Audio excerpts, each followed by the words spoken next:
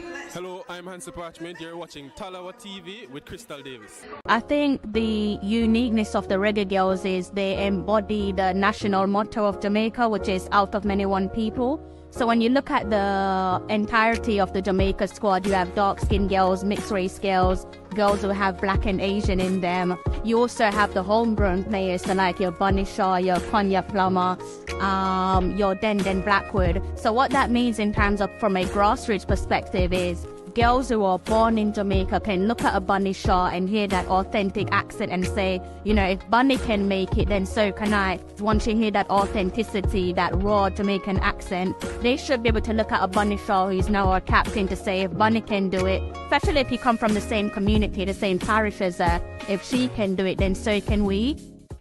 I want to give a big bless up to the Reggae Girlz out there. They ain't believing us. John did.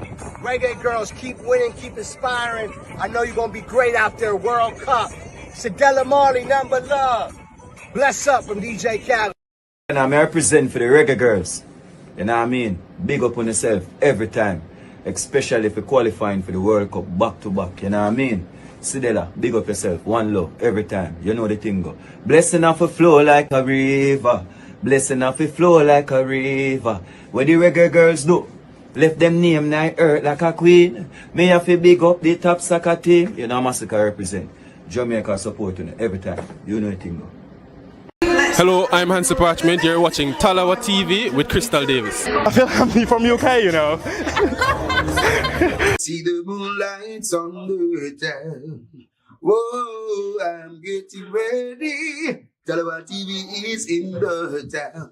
Whoa, I'm getting ready. Got a corner on the telephone. Yeah, this is the Ocean of the Messenger, and you're watching Talawa TV with the host and best Davis. Take it away. My Talawers, how are you? All good? It takes to make you happy. I don't know what you guys do. Play some football, play some sports, have a glass of wine. I don't know. Whatever makes you happy, make sure that you get into a habit of doing that. All right. So tonight, like I said, I've tried to make it as fun as possible. But before I forget my manners, I do want to apologize for not being able to give you a show. I think it was Wednesday. I was supposed to give you guys a show on Wednesday, and in case you haven't been keeping your eyes on my community section over on YouTube, basically, I was at my brother's house on Wednesday and I pretty much left out in a rush, and I was rushing. I had like several bags in my hand, and I, in my mind, picked up my laptop bag because I was like, okay, yes, when I get there, I'm going to do some live streaming, keep you guys updated with everything. And I got there and I was like very relaxed. I was like, okay, let me, stuff my face. Let me make sure that I'm in a good mood to speak with you guys. And I only realized that I don't have my Mac next to me when he started doing his editing, and he's like something about his Mac. And I just shouted like, my Mac. And I was just like, where is my Mac? And I started to panic, but I was fairly convinced that it was at home. So I'm like, did I leave it in an Uber? Did I leave it at home? Thankfully, I just left it at home. So I do apologize. That is my reason for not speaking with you guys on Wednesday. And my Mac is right here in front of me. So thank God I don't have to pay for a brand new Mac, because I'm not really sure how I would afford that because it does cost an arm and a leg, as you would expect with all things Apple. So there goes my reason for not giving you guys a midweek show. But I'm back tonight, well rested, and I'm about to get things started. Let me see what you guys are saying there in the comment section. Here by Simone. I think you're new to my channel, but big up yourself, Simone. I don't have a lot of like female following, which is very disappointing. I'm not sure why that is, but it's quite disappointing. But big up yourself. I think, like I said, I think you're new to my channel, but apologies if you're not. Hopefully tonight won't be the last. Mr. Errol, I think Errol looks pretty new to my channel as well. Big up yourself, Errol. Owen, big up yourself, Owen. A name so nice, we have to say it twice. DC, big up yourself in the comments section as well. Apple is overrated. Hey, you said it, not me. Man of God, big up yourself, man of God. Guys, in the comments section, and those of you who are silently watching, I do hope that you are all in good health. So where do we get started, guys? I know that you guys do love your football, all things football, especially club football. I very rarely talk about club football unless it's somehow in relation to the Reggae Boys or the Reggae Girls, right? So I think given that today was the big Champions League draw, it's only right that we talk about some Champions League and also the fan favorite, the poster boy, Mr. Leon Bailey. I'm going to be looking at how things might pan out for Leon Bailey in the Champions League alongside Aston Villa. But before I ramble on, let me go ahead and bring out my special guest. And it is a face that is very much familiar to you guys there in the comment section. And to those of you who are silently watching, Mr. Lee, you're pretty much a permanent resident over on the channel. How you doing, sir? Yeah, man. Happy Friday evening, folks. I'm off work, so I have to jump on it with you, you know. Big up Reggae Boys and Girls Supporters Club. Big up all the members, Owen. Man of God, you have to go recite a verse later, you know, all right? And everybody just, you know, big up. As you all see the thumbnail, Leon Bailey named upon it. Enough people start sending me messages already. And if you know what we are going to talk about, right? Our Liverpool fans are send this and send that, right? But we're going to have a good show tonight. Give me a little insight into what they're saying. I mean, they should just come on the show and, you know, yeah, man. Come on, man. Right? Yeah. But the female that you just talk about, it's a pleasure to have you. Don't know if you knew, but please keep on coming. Make sure you're subscribe and share, all right? Because we need more female in the space to express yourself. You know, it's dominated by a whole bunch of females and a crystal alone. I'm sorry, a whole bunch of male and a crystal alone. We need your baby girl, all right? Enough respect. All right, Crystal, go ahead. Definitely. So let's just dive right into it. Conrad, big up yourself, Conrad. I hope you are in good health. Right, let's go ahead and dive right in. I'm going to keep the title one of many titles that we have on tonight's show. We're going to be touching on maybe a sport that you guys haven't discussed with myself or I haven't discussed with you guys, but I think it is a intriguing topic. And I want to ask you guys in the comment section, if you could implement a policy for the Jamaica Football Federation, what would it be? Right, guys? That is a question. We're gonna touch on that, right? At some point in the show, we're going to be looking at a very important question that I want to ask you guys. So again, hold the answer for later. Yeah, give that some thought, because it's a question that I ask myself, and even till this point, I'm still trying to find a answer. I'm still trying to think, what policy would I implement with the JFF if I had the chance to? So there you go, guys. What policy would you introduce at the JFF? Let me know in the comment section, all right? But before we get there, let's go back and talk about some Champions League stuff. I know that you guys are working men and women, and I also know some of you are students. Big up all the students out there. I hope you're doing well in school. And if you're having a little bit of a wobble, don't worry. It happens to the best of us. I hope that. But by the time your final semester comes, I hope that you get the grade that you deserve. Okay, right. So let's just go right into it and look at some Champions League. The round of 16 for the Champions League. Let's go ahead and look at the draw and give you guys a gentle reminder of how things have panned out. You probably can't see this one on your screen because it is fairly quite small on my screen, but don't worry, I've got you covered. So again, we're looking at the round of 16, guys. And subsequently, pending that all goes according to plan for your respective clubs, it would mean that you move on to the quarterfinals. For the quarterfinals, you would move on to the semifinals before the big showdown. And it says Road to Munich 2025. Right, so top, and it isn't to do with favoritism. It's just because they are literally at the top on my left. So I'm starting off from the left, my left to the right. All right, so no favoritism. So round of 16, we have PSV versus Arsenal.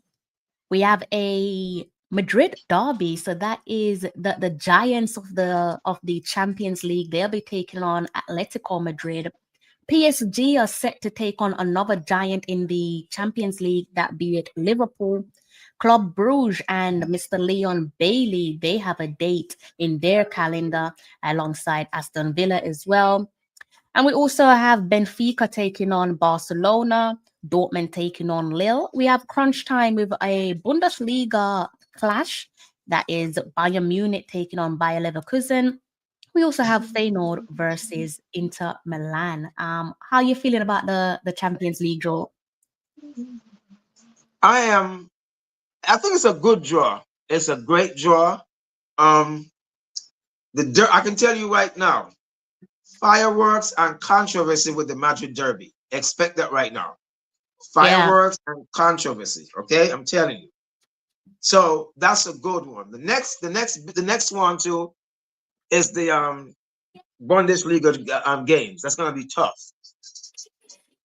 Bayer Leverkusen is on fire, and Bayern Munich is in form right now. Those are gonna be two good games. The Liverpool game too is gonna be good, right? But the matchup that I think that you really want to talk about is the following round, when Liverpool and Bailey meets up with a certain team. I'm sorry. Well, Bailey meet up with a certain team later on. But do you want to do the scores going down, or you just want to just talk about other teams? Go ahead and unmute myself. I mean, if you want to talk about the scores, you're more than welcome to. If you want me to go ahead and repeat those fixtures there, because I got the fixtures here. Yeah, so how do you want to start this? You want to look at PSV versus Arsenal? Yes, start with that one. All right, so PSV versus Arsenal. How do you see that one panning out? I see that one. To be honest with you, Arsenal is a good team, but they're unpredictable. Sometimes you don't know which Arsenal team they get. Arsenal fans, don't beat me up, don't get mad. But I expect them to get the job done. I do. It's not going to be easy, but I think Arsenal is going to win at home and have a tie away or lose away and still win. It's not going to be easy. What's your thought?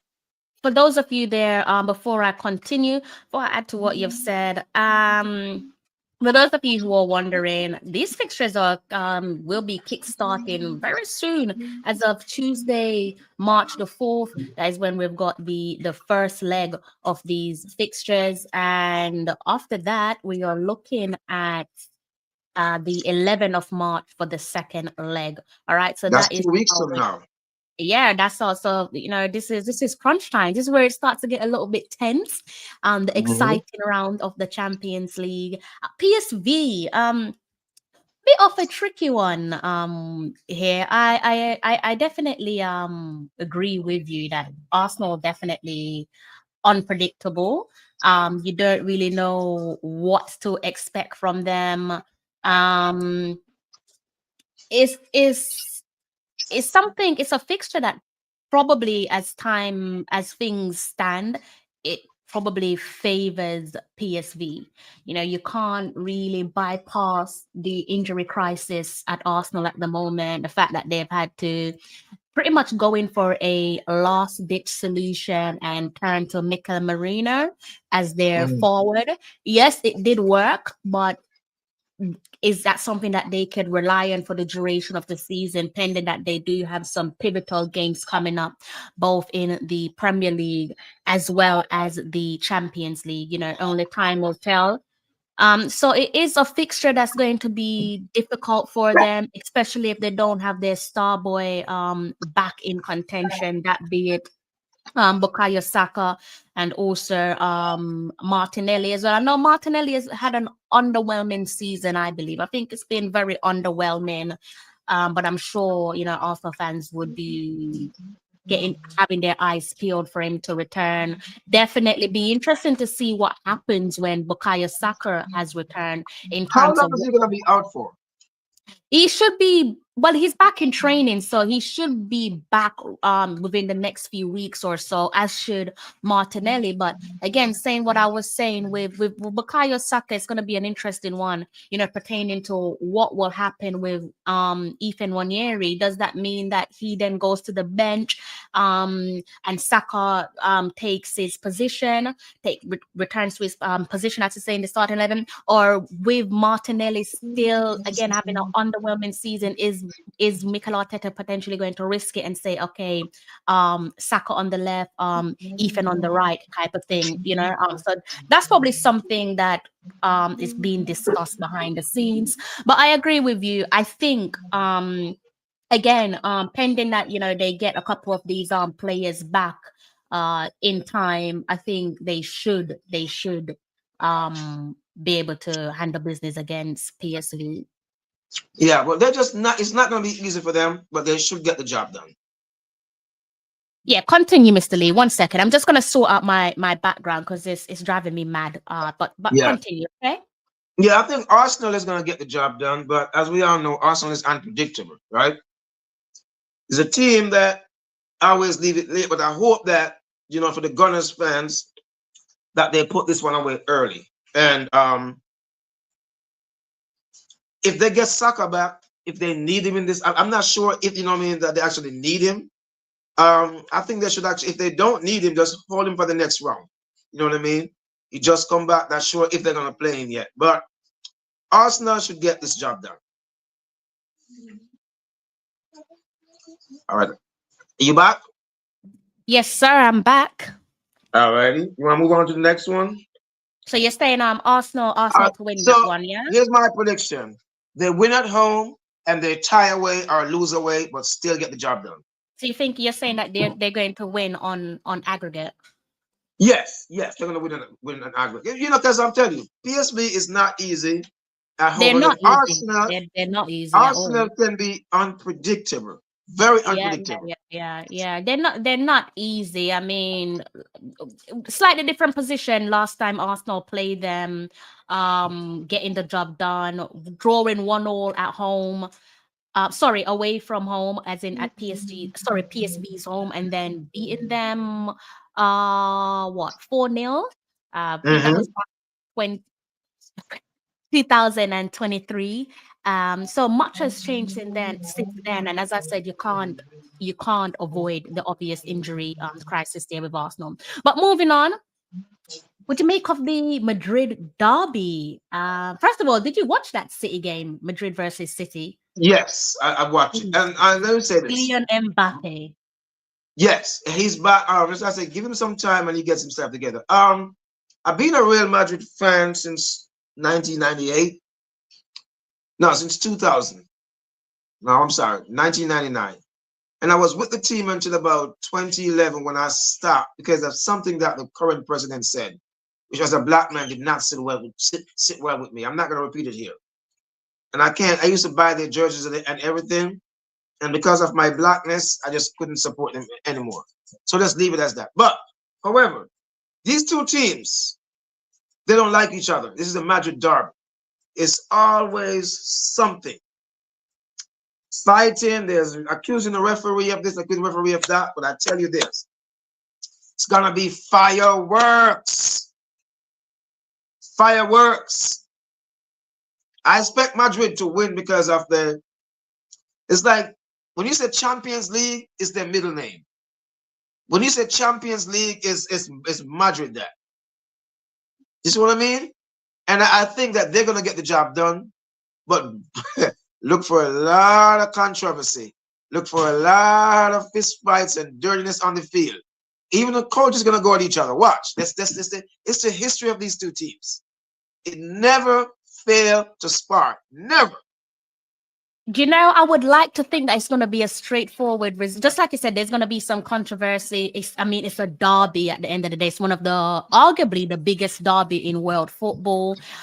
So you are expecting controversy, and this is, aside from the World Cup, this is football's biggest competition. So you are expecting people to throw the sink at each other, probably on and off the field of play. But as I said, I don't think this one's going to be as straightforward as some might think it is, because what La Liga at the moment is pretty tight at the top in the Liga, isn't it? There's like 1 point separating the top 3 teams in the Liga. Barcelona on 51 points, as is Real Madrid, with Atletico Madrid just behind them on 50. And they've had some quite convincing performances. If we look at a few performances there in the league, dating back to February 8th, that one ended 1-1 with Alvarez opening the scoring before, I guess you can call him Mr. Inevitable, especially after his Champions League performance against Manchester City. Kylian Mbappe finding the back of the net inside the 50th minute. And back in September, that one also ended 1-1, and it was Atletico Madrid that came back at the death inside the 90+ minutes. Also, let's remind ourselves of the result from the Copa del Rey, where Atletico Madrid defeated Real Madrid 4-2. So I don't think this one's going to be a straightforward match, as many might think it is. But before I continue, I do have to stick a pin in it, because I do have another lovely guest that's in my studio, and I'm pretty sure you guys are familiar with his face and with his name. I think I'm getting a playback there, Mr. Lee. Thank you, sir. Mr. Cranky, how are you, sir? No volume. Can you hear me? Yes, sir, I can. How are you? Can't hear Big you. up, Sir Crank. Give me a minute. He's just gonna sort his way out, sort himself out there, guys. No volume. So, as I said, I do not think this is going to be a straightforward result. You know what? I feel like I want to go against the I feel like I want to go against the grain, and I can't hear. feel I don't know like- what's wrong with my system. My system is can't not hear us? working. Let me go out and come back in. Okay. All right. So, guys, I feel like I want to go against the grain with this one. I feel like I'm gonna go with a Atletico Madrid win. I would love an upset in the Wow. I mean, Ball Crystal, me back foot. as I said, The if you look at crocodile tears. That one you have bull. That one you have bull. thing is, I don't think it is a bold prediction, though. I know that Real Madrid are the kings of the Champions League. I'm pretty aware of that, but I'm just talking about things that we can see between these two clubs over the last string of games. And at the end of the day, these are knockout competition. Like, you can get hit, and if you get hit, sometimes you just have to stay down. So. I'm gonna go with a little bit of a upset in the Champions League, and I'm gonna go with Atletico Madrid on this one. Who are you going with? I told you I'm going with Real, because Real is Champions League is like medicine for them. It's like something in Champions League that get them going, and they don't want to lose to Atletico. And neither one wants to lose to each other. And it's gonna be a tough game, but I think the history is gonna carry them through, just to have a little bit more quality. But don't let that fool you. Whenever these two teams go at it, it's heaven versus hell. They don't hold back. They go hard. Because they don't want to lose to each other. They can't stand each other. It's hard, yeah. It's the city rivals. They have a history, and you know what I mean. Your Diego Simeone and the Madrid fans. They don't. Oh my God, they have history. It is crazy. It is crazy. It's going to be fireworks. So I think I like the fact that we've gone with backing either team there. So I think we can leave that one at that with the derby. PSG versus the Reds, Liverpool. How are you feeling about that one? This is not going to be an easy game. Also, Dembele is in form, but I think the and then again, PSG coach is Luis Enrique. He's no joke. Experience. They just renewed his contract also, right? I'm going with Liverpool just for the sake of Mo Salah, and they can get. I mean, just experience, right? but it's not. It is not gonna be easy. I'm telling you right now. But I'm going with Liverpool. I'm going with Liverpool to win at home and get a draw away, or even lose away and still get the job done. Because just like I said, Arsenal, they should have a cushion at home. Or here's what: try to catch PSG on the counter. You get what I mean? Try to catch them on the counter. Because when PSG attack with all these guys, right? And the thing that Mo Salah and them is good at is the counter. I think that's going to play into Liverpool's game. And that's going to give them the edge. What say you? Do you know what? It is so funny that PSG at the moment, so what? 22 matches played in League One at the moment. And they're currently unbeaten. I know some people don't respect the top tier of French football. They call it Farmers League, whatever you want to call it, but there's something about this PSG team where it is so funny that I don't know how you feel about this, but it's so funny that without those, and I know obviously I'm not saying that he's not a star. Dembele is standing up and grabbing the game by the scruff of the neck and so on, but it's so funny that without the very best players in their team, they're now looking good in the Champions League, whereas previous years when they had all their Avengers together, people will probably look at them and saying to themselves, nah, you're not going to go far. Make of that what you will. Actually, what do you make of that? The fact that they're looking good in the Champions League. Who knows? They could go. I tell you what, they have nothing to prove now. Nothing to prove, right? Oh, and so the pressure is off everybody. Now everybody wants to beat them, because remember, everybody wants to beat that star-studded team, right? If you can remember the Galactico, everybody wants to beat them. You know who that is, right? Yeah, Real Madrid, Galactico with Zidane, Ronaldo, the original, you know what I mean, the whole David Beckham, all that stuff, right? Yeah. Everybody want to whoop their ass, right? And so that was the same thing with the Messi, Neymar, and they want to whoop their ass. Yeah. This team now has less pressure on with a very good coach, Luis Enrique.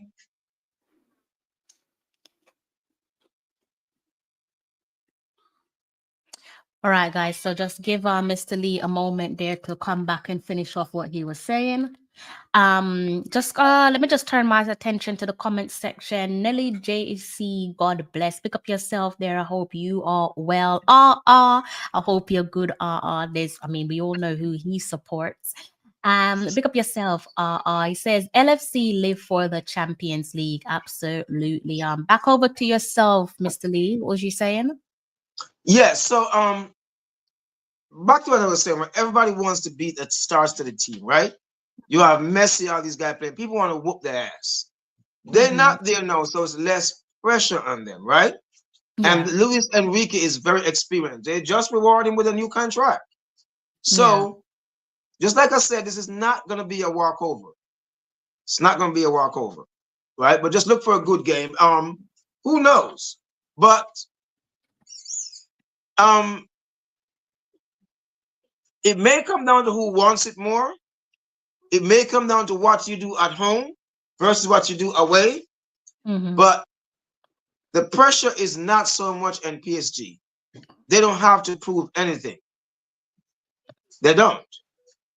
And I think that actually shows too, because I think they in a growing stage. Even though they have a bunch of star players still, they're in a growing stage. And look, they just reward the coach with another 2 years because they like what he's doing. They like what he's doing. So even if he loses this, there's no pressure on him. And that's very dangerous, Crystal, when you don't have no pressure on you. You understand what I mean? You don't have the owners. Huh? Do you think, I'm sorry to interject with what you said. Actually, no, continue. I'm just saying though, sometimes you as a coach, you have the owners breathing down your neck and there's so much pressure on you, right? You make mistakes and blah, blah, blah. But when it's not that much pressure on you, I said they just rewarded with a new contract. Things probably go either way. There's no pressure on him. There's no pressure on the players. Liverpool, the other team would more be under pressure, right? So less pressure on them could go, you know what I mean? I mean, could go the other way. None of these games so far is easy. None of them, and that's what I love. It shouldn't be easy. None of these games should be easy because you're essentially the Champions League is where you're supposed to be playing the best of the best across Europe. Let me know in the comment section who you guys think will win this one, PSG or Liverpool. I think again, let's remind ourselves PSG currently sitting at the top of at the top of their table. They are currently unbeaten with 22 matches played. Liverpool sits at the top of the Premier League, but they also have some crunch time as we cool off on the business end of the season. They have a massive clash on Sunday against Manchester City. Manchester City are a bit like wounded dogs at the moment, having been booted out of the Can I ask a question real quick? Yes, sir. Being booted out of the Champions League by Kylian Mbappe. So to kind of paint a picture of how this one could pan out for Liverpool. Liverpool, like I said, have Manchester City on Sunday. They also have a game against Newcastle, and then after Newcastle, they have PSG. So those are two must-win games. There, pretty much every single game between now and the end of the season, especially in the Premier League, is a must-win game. Can I ask a quick question? Go on. Miss Simone, what's your local football team, if you don't mind telling us? Hereby, Simone, what's your local football team? All right, go ahead, Crystal. So yeah, as I was saying, I'm not sure if you caught wind of what I was saying. So for Manchester City's Liverpool's next game before they play PSG, they have Manchester City on Sunday, and then subsequently they play Newcastle United before going over to PSG for the first leg. I don't know if that can kind of paint a picture of what we're up against. Manchester City having been knocked down by Kylian Mbappe, they surely have to beat Liverpool on Sunday. Easier said than done. They're not the same team as last year, and context is key. They've been doing this for 4+ years. So it was going to get to a point where they need a rest. They can't. All good things must come to an end at some point, right? And they also have Newcastle, I'm sure they want to finish as highly as possible. That's another big clash for them. Newcastle were on the back end of a 4-0 hammering by Manchester City. They're going to want to be turning things around in the next few games. So that be it Nottingham Forest, another high-flying team in the Premier League, before the big showdown against Liverpool. So who are you going with to win this one? Are you going with Liverpool or are you going with PSG? I'm going with Liverpool. The experience will carry them, and again, they're gonna have to get the job done at home. The next factor I see is the way Liverpool plays. They play on the counter, right? The way PSG play, they play with the stars coming at you. And I'm telling you, that ball comes up to Mo Salah and he takes off. It's gonna play into their hands. So that's gonna be a game of catch or mouse. But I give Liverpool the edge. But mark this: the team that wins at home needs to win big. That's the strategy. You gotta win big at home. I think you're definitely onto something there. So PSG obviously no longer can rely on the brilliance of Kylian Big up Mbappe, Isa Allen, the president. Mr. President, big up yourself. Big up yourself, Isa.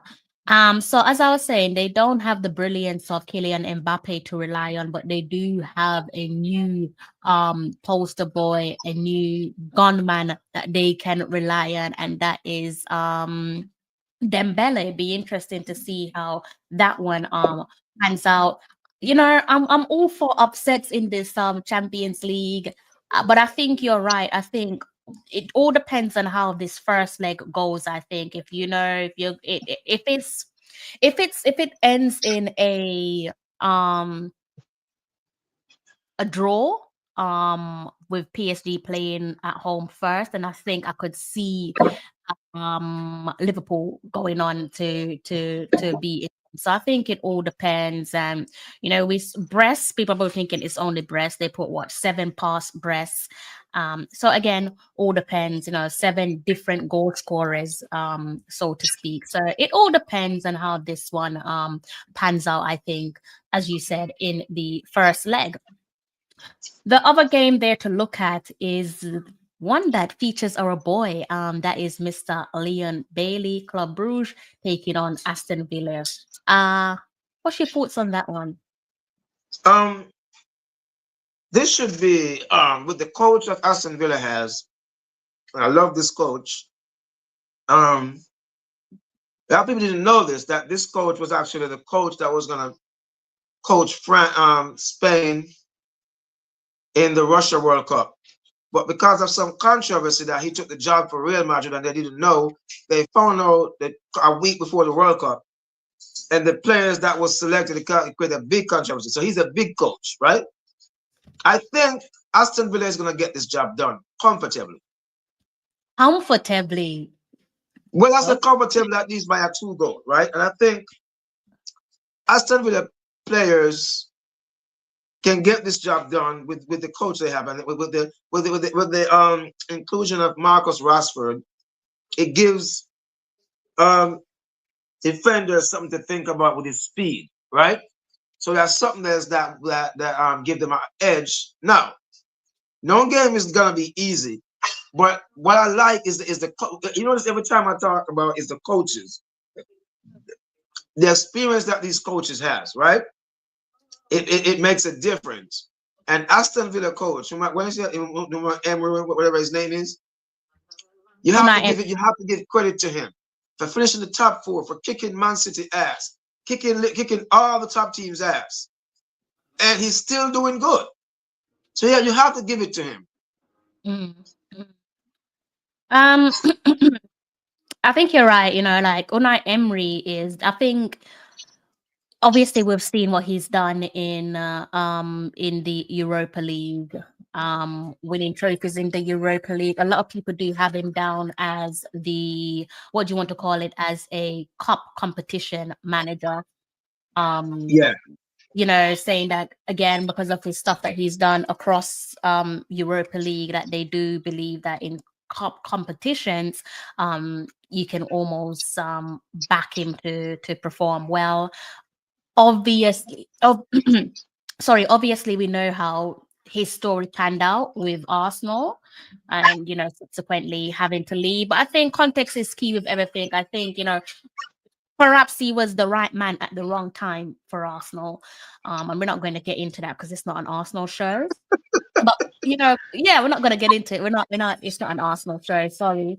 But they're going to be playing against the current Belgian Pro League champions, Club Brugge. And as with everything, these things do count for something, right? These things do count for something. So I think that's something where you probably don't want to get too ahead of yourself. You don't want to be looking and saying, oh, it's just Club Brugge, you'll be all right. As I said, current Belgian champions, they are currently sitting second in their league. They have lost 4 times this season, but I do think I am going to be backing Leon Bailey. I'm going to be backing Leon Bailey's Aston Villa to go ahead. And that too. I'm sorry. We do want to see a Jamaican, a reggae boy on that stage. We do want to see him because we are going to be rooting for him, right? Even I mean, I'm sorry, Liverpool fans. If that game comes around, I'm going to be rooting for the reggae boy. And even if he play against Real Madrid, I'm rooting for the team or any team that a reggae boy is on. You know what I'm saying to you? I'm supporting because I think if he does good, if he goes far, he shine a light and Mali the nation, right? So I'm rooting for, yes. I want to see, and we call it Bailey go far. I want to see his team go, and I hope his injuries. I hope he's fit to play too. I hope he does start, and I hope he score. Yeah, I would love it. I would love it if he could somehow light up the Champions League, because his season, this campaign is like it's distance miles of. Big up yourself, Grimy. miles away from the season that he had last season's campaign. You know, and again, there is context for that, you know, injuries and so on. So it's not the same season that he's having, but I think if there's ever a moment to revive yourself, the Yeah. round of in the Champions League is the perfect platform to do that. Of course, if Liverpool, in case you guys haven't realized, if Liam Bailey and Aston Villa get the job done against Club Brugge, then they could have a date in the diary against either PSG or Liverpool. And if they were to go ahead and secure a spot in the semi-finals, then they could be looking to go up against the likes of PSV, or Arsenal, or one of the Madrid clubs, be it Atletico Madrid or Real Madrid. I think based on what we saw in the Premier League in terms of how Aston Villa handled themselves against the league toppers, Liverpool, I think there'll be some added motivation there for and Leon Bailey to say, look, like we did our thing against them in the league, and these are the Premier League front runners. So I think they probably got that in the back of their mind. They'll etch that in the back of their mind and saying, look, all we need to do is get the job done against Club Brugge and take it to Liverpool. We took it to them in the league. Yes, we cannot necessarily compare Premier League to Champions League, different platforms, different things at stake. But at the end of the day, this is a knockout competition. So if you're any team, in my opinion, you can get hit. And as I said, sometimes when you get hit, you just have to stay down. Big up Grimy. As I said, big up Issa, and another big up again to Hair by Simone and also DC. Those are the only two female supporters that I have there in the comment section, and always a warm big up to Rochelle as well, to Tia. I haven't seen Tia in a while, but big up those two other female supporters that I have. So again, guys, before we move on, the big question that I have for you guys: what policy would you introduce at the JFF? We're going to be talking about that later on. But let's go ahead and continue with some Leon Bailey and Liverpool conversation, or more importantly, let's just focus on the Champions League. So I think me and Mr. Lee are both siding with our countryman, our compatriot, Leon Bailey, saying we believe he's going to get the job done against Club Brugge to line up a date in the diary against Premier League front runners and one of the kings of the Champions League, Liverpool. Right, so we have Benfica against Barcelona. How are you feeling about that one? I think Barcelona, it's going to be a face game, but Barcelona has the edge to pull out. You know, they have experienced players, so too does Benfica, but Barcelona, you know, they have young Yamal, I think is like the best, like the best in the world right now. I'm not going to argue that. Anybody can say what they want to say, but he's certainly up there. Yeah. Them have the experience, Lewandowski, and the Brazilian guy that killed Real Madrid. So this should be a game for Barcelona to win. And I think that they should win comfortably. Now, I say this to say that, and there's going to be upset, but I'm giving this to Barcelona because of the roster they have, because of where they're at right now. The team is on fire. Yamal is playing good. I think Cranky's back. Yes, sir, he is. He started out. Sir Crank! How you doing, Cranky? No, finish what you're saying. I'm only here for 5 minutes. I had a show at 8:30, but I know I've been on Crystal channel before. So I was coming on to 5 minutes to say hello. My mic wouldn't work. Luckily, we have AI, and AI helped me fix it because it would have been struggling. I spent some time with AI. Cranky, that's cheating. No. You have to use AI for everything nowadays. You know, I don't do anything unless I talk to AI first. We have a conversation, and then I make a decision. So how are you guys doing? We're doing well. How are you? How's your Friday evening treating you? My Friday evening is good, actually. Well, it's not that good because my Knicks are getting stomped in Cleveland. So I was watching that game. I said, let me just do a show. And I set the show up for 8:30. I was going to come on for like 5 minutes, say hello. And then I realized my mic wasn't working. So I jumped off, tried to get it fixed. And I've set it up for 9 o'clock. So I'm good. I appreciate that. What do you make of the show so far? What's piqued your interest? Now, you guys are talking about a variety of topics, right? In terms of different things. I know you're just talking about Champions League, which I find interesting. I'm not sure if I love the format this year. It's a different format. It's trying to get acclimated to it. So we'll see how if they continue it. This is all in response to the situation that occurred a number of years ago, right? Super League. So they have basically done something different, trying to pay out more money. If you want to compete in today's environment, you have to have Champions League on your resume. So Spurs and Man U will struggle. Arsenal made more money this year than they've ever made before. And they're probably going to make more because it's the year ends mid-year. It's not the entire year. So the last 6 months' money is not in that number. So we don't have any PSR issues for next year. For this year to go out and buy a center forward for 120, 130, and maybe another midfielder. We probably should buy 2 center forward. We may have to get rid of Jesus, even though he's not back till January. Sterling will go back. So we need some players. But the great thing about our team is that we're young. Average age is about 24, so we're young, and we're good. Okay, so Mr. Liam Bailey, what do you think is going to happen there against Club Brugge, and more importantly, they could be facing off against either PSG or Liverpool, pending that they get the job done. First and foremost, Club Brugge. As you put in the thumbnail, and Liverpool fans are beat we already.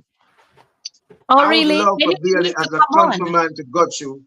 Right, I would love for him to go through. I want to see him do good. Right, make me proud. I'm rooting for him to go as far as possible. Now, it's not going to be easy if he stays fit, but he needs to come good. For one, the fans is on him. He needs to deliver, and this is his chance for him to deliver. Maybe they keep him, maybe they sell him, but the ball is in his court. I want to see him do good. Now, they're gonna win this game against Club Brugge. It's not gonna be easy, but going to the next round against Liverpool, that's where he has to put on his A game. Because that's gonna be no joke. What about yourself, Cranky? How do you think this one will pan out?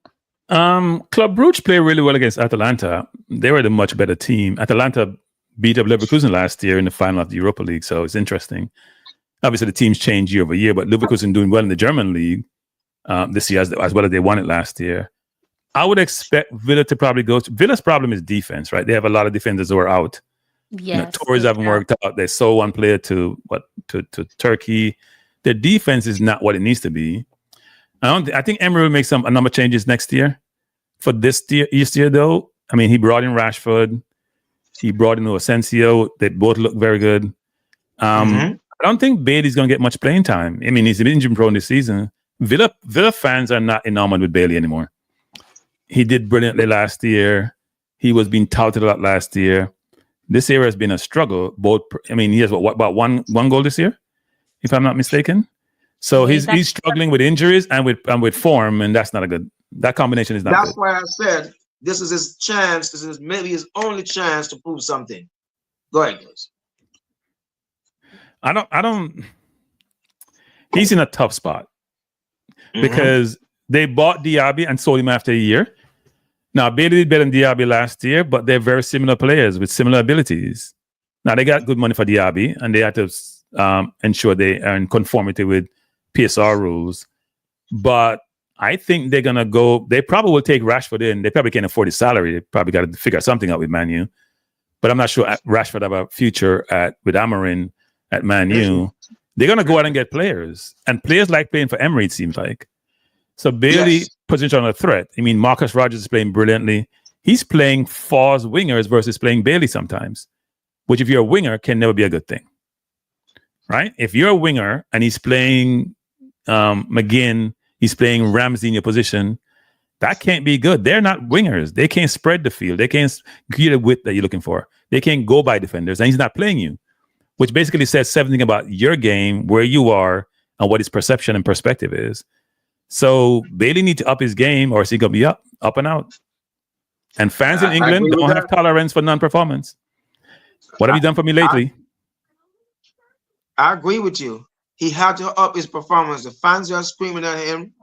I know he's injured, but he got to deliver. He got to up his game. Yeah. Yeah. Now, my hope is that he does well. I mean, my concern is a knock-on effect for Jamaica with all these players, right? Antonio is out. Bailey out of form. We don't know what Gray's doing. Greg Lee's hurt. I'm going to talk about that on my thing tonight. A number of players are not in a good place, right? Greenwood situation is up in the air.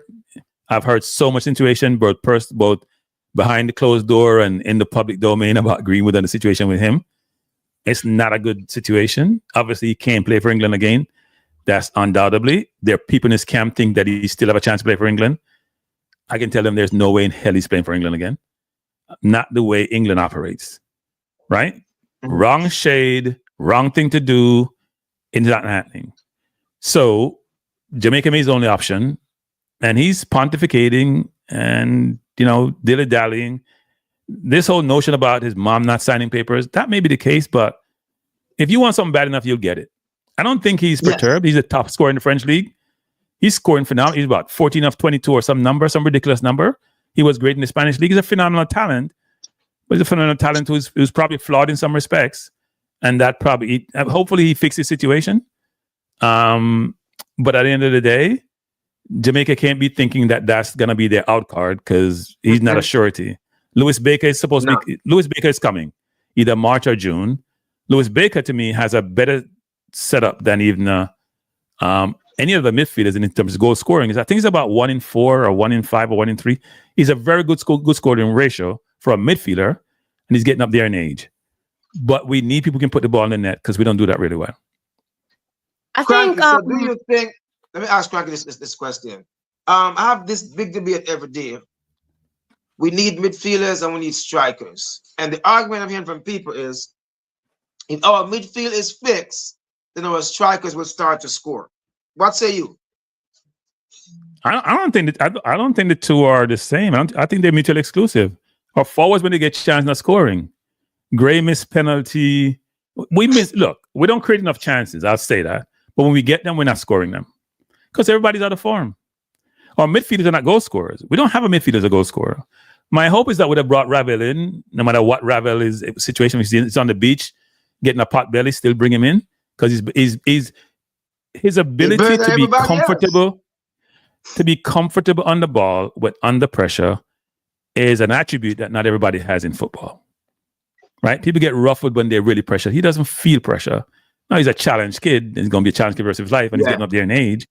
And when I went to St. Louis to watch him play, he was there on the sideline, not happy. I think people really saw his face. He was not happy. They flew him from Middle East to come here to sit on the bench. That's a joke. Especially in a game was being lost. He shouldn't get the money that they paid to fly him in, it's a waste of money. I can't believe that. That wasn't the JFF, that was the coach. That wasn't the JFF, that was the coach. I know this is a fact. That was not the JFF, that was the coach decision. But the coach doesn't know his players either. I don't want to get into the coach. I am hit for talking about the coach. He brought Aiden over the line, let's be honest. I mean, Devin has been talking to Aiden for about 4 or 5 years, but he closed the deal with Hayden because Hayden played for him or played in an environment that he was in. But he has a lot of things which he's not doing, which I'm not happy about. But he's all we have right now because this is not going to change. But we need to get players in. We keep talking about a lot of different things. We need players with the right ability. I hear people in Jamaica talking about we need balance in the team and we should bring in more local players. I am all supportive of local players if they're good enough. I watched the 2 Trinidad games. I didn't have to watch those games. I probably wish I didn't watch those games. No, it's not being derogatory. It's a fact. Before you go, Cranky, I want to ask you this. Just having a football conversation, and this is just I don't know if you feel about this. After watching the USA game and how the second leg, how they play with us and toy with us, right? They were better they were just better. This is me. No USA player should be in this national team now, right? We should look for better players. No player below the championship team. Am I wrong? No, I don't look at it that way, actually. I look at it, which is if the player can compete against the opposition, then I don't care where they're playing in the Bush League. Because then you would disqualify Ravel. Ravel is playing in the Bush League, let's be honest. Right? You disqualify Ravel. But he's being up there. All right, but I'm just saying, there are other players who may be like that. Some players drop down to League One and the championship for whatever reason, right? Yeah. Out of shape, out of contract, whatever it is. Pick the players who can allow you to compete. The US is better than Jamaica. We're confused about the US. Go look at the US players. What is Pulisic doing? Even What that is Musa C doing? team is better than our national team. And they're playing at a high level. Robinson playing at a high, even Richards playing for Crystal Palace playing at a high level. They're all playing at a high level, and also they're also well coached. When I was in St. Louis, I was so disappointed. The coach did nothing. Robinson was running wild on the left, and I'm sitting right there watching the whole thing, saying, "Why isn't he changing his strategy? Why isn't McGee marking Robinson? Why isn't Robinson plays on the left, play the inverted, running all game, pressuring us, mismatch in terms of number of players, in terms of numbers?" The coach just sit there like he's back in England, and no, he's in Spain on vacation, doing nothing. No, because you have to make in-game management, right? You got to be assessing the opponent, what things not working, what the strategy not working, and make in-game up. He's not making any in-game changes. So you're sitting there thinking, what the heck are we doing? It's crazy. I don't want to come down. Sorry, Krista, I'm talking too much, but that's fine. Don't worry about it. I think two things. I think let me just take it a step back a bit.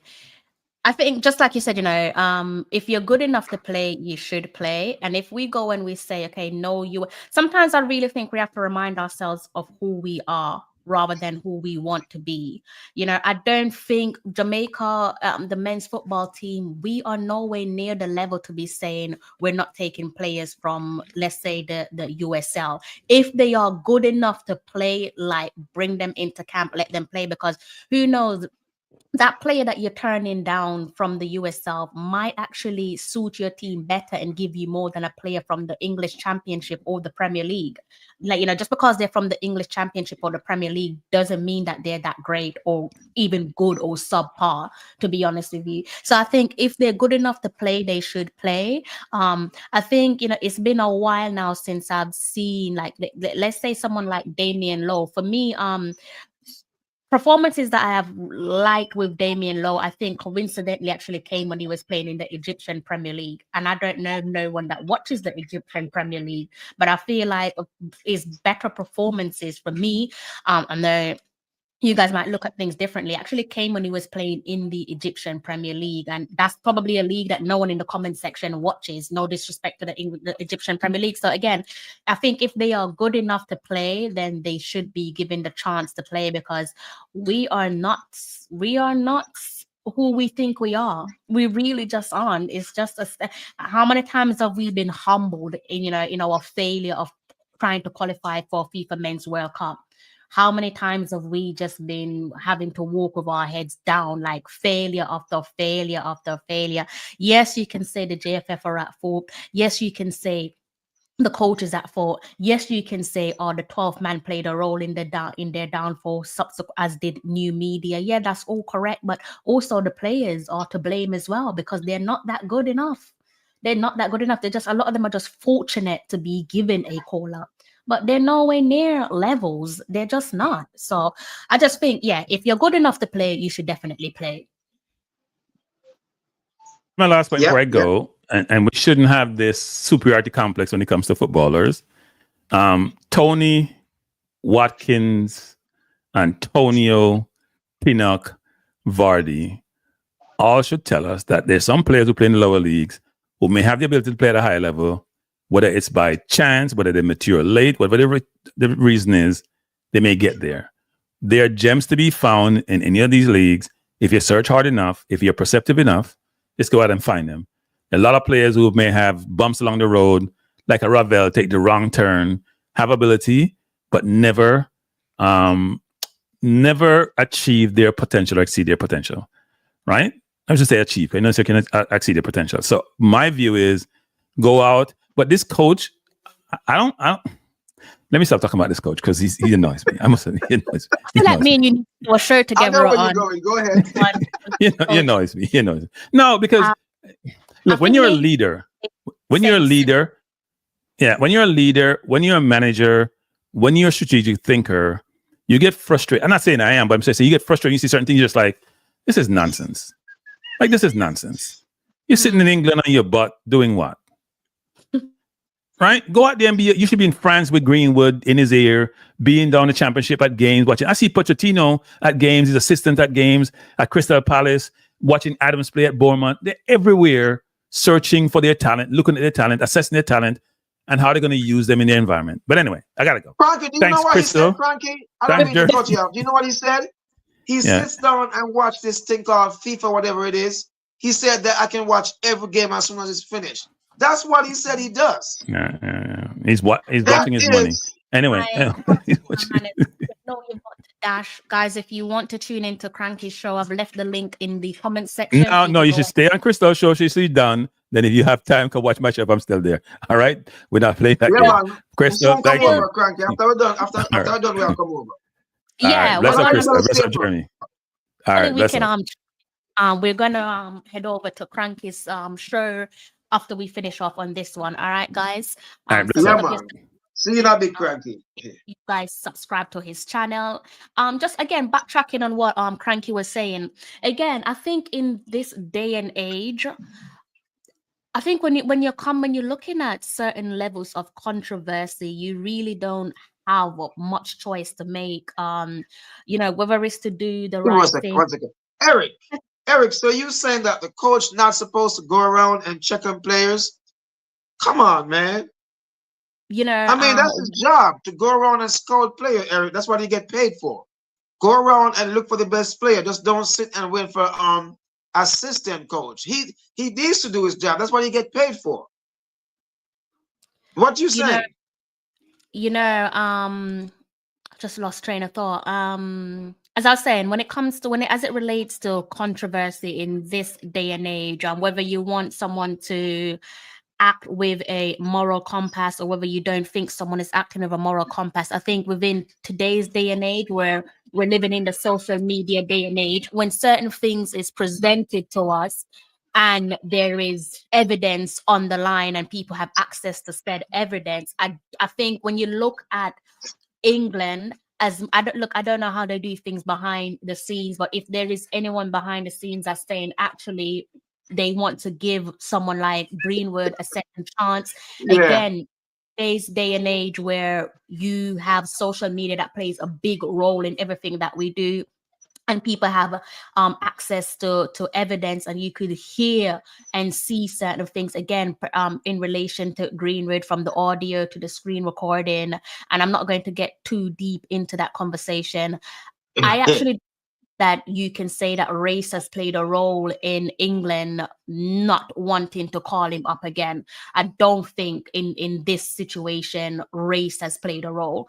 I think even if Greenwood was white, there is no way that you could see him playing for England again, given what we saw, given what we heard on the audio, given what we saw on the screen recording. Here's what though. I kind of push back on that a little bit. Go ahead.